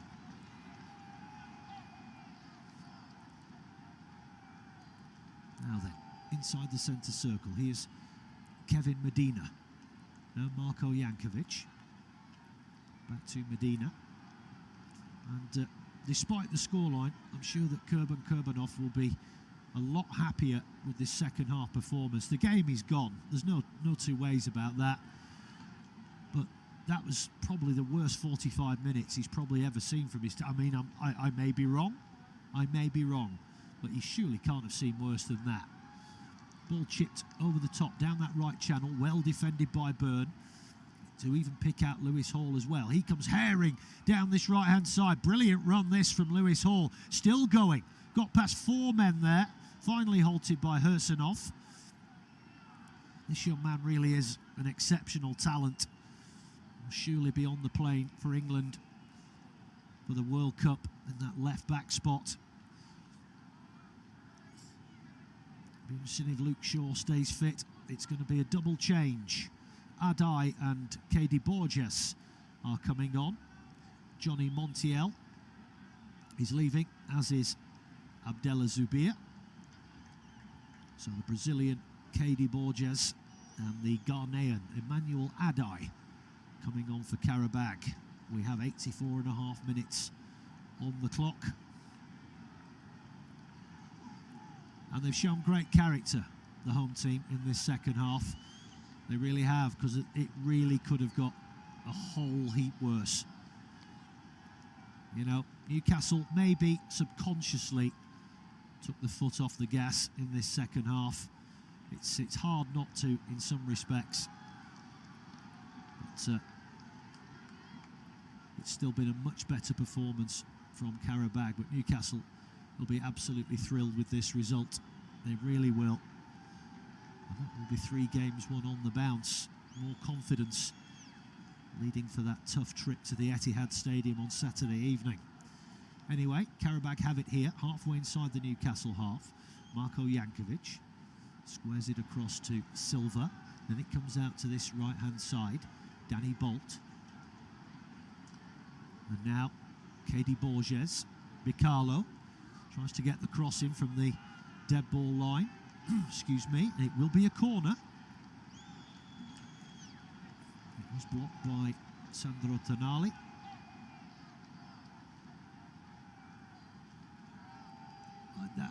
They can't seriously be appealing for a penalty there.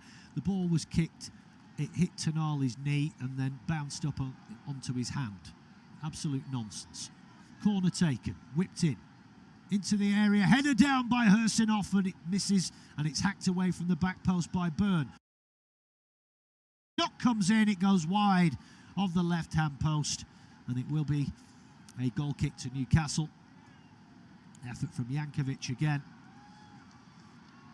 And, yeah, well wide of that far post.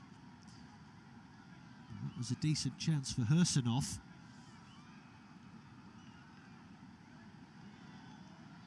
Headed it into the ground, which allowed Voltemada to clear it from the back post. Just opened up his body there. Jankovic tried a curling shot, but it was massively wide. Newcastle have made a change meanwhile. Sean Neve is on the field. He's come on for Harvey Barnes. So an opportunity for some of the youngsters, the fringe players, to get some minutes under their belt, albeit short ones, but it's an experience. 87 minutes on the clock. Nick Pope.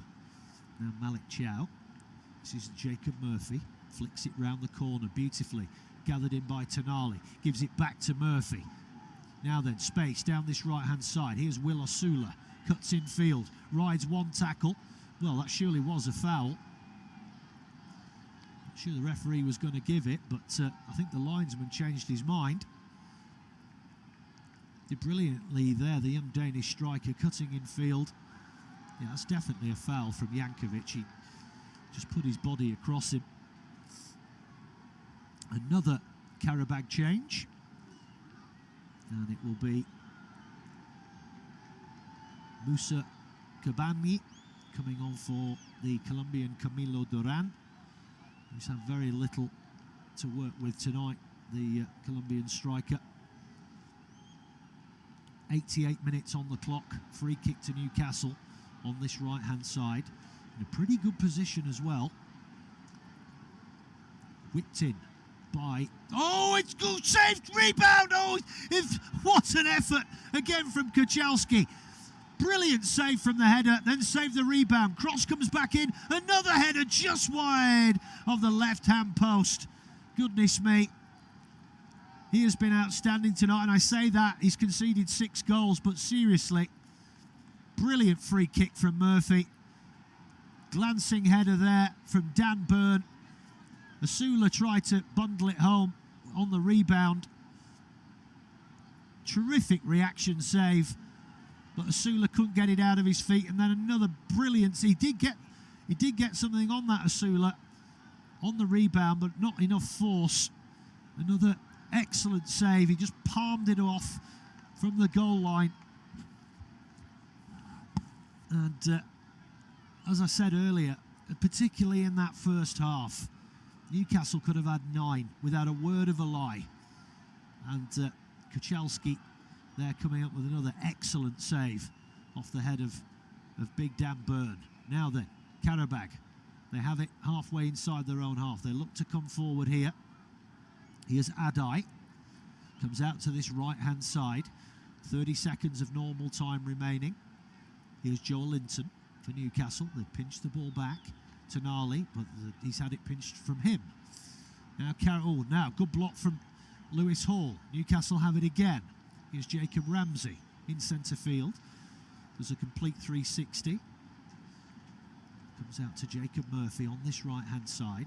Ball down the line, looking for the run here of Neve. He's done well there. Comes across and forces a throw-in. 3 minutes of added time. Qarabag 1, Newcastle United 6. And the journey, all 2,500 miles of it, has definitely been worth it. This has been a superb performance. You can only play what's in front of you. And in that first half, Newcastle were absolutely irresistible. And Qarabag, they were awful. But fair play, they turned it around in this second. Maybe subconsciously just took the foot off the gas a little bit. You can understand it.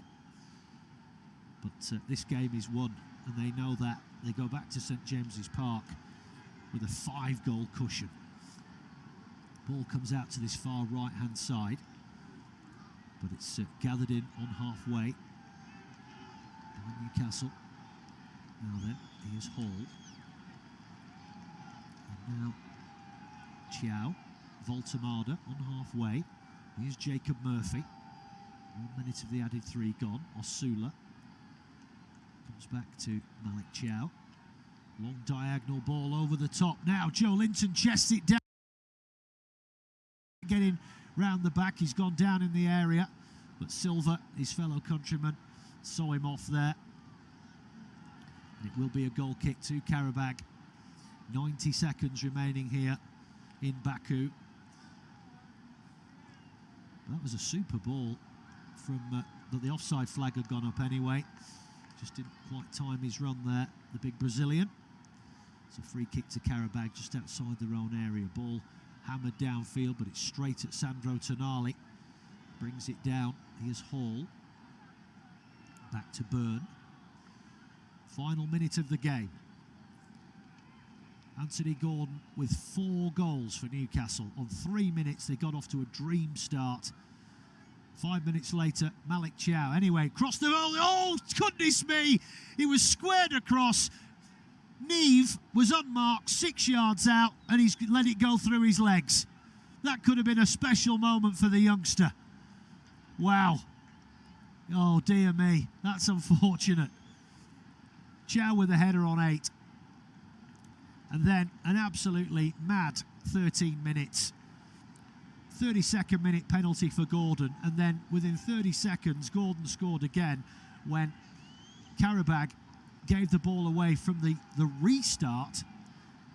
And then, oh, goodness me. On 45 minutes, another penalty when he got through again, brought down by Kochalski. 5-0 at half-time. Qarabag, to their credit, got one back on 54 minutes through Elvin Karfaguliev, which Nick Pope should have done far better with. And then Jacob Murphy with a long-range shot. And that is the full-time whistle, which took a deflection. What a fantastic night for the Geordies. 6-1 they have won here in Baku against Qarabag. It has been an excellent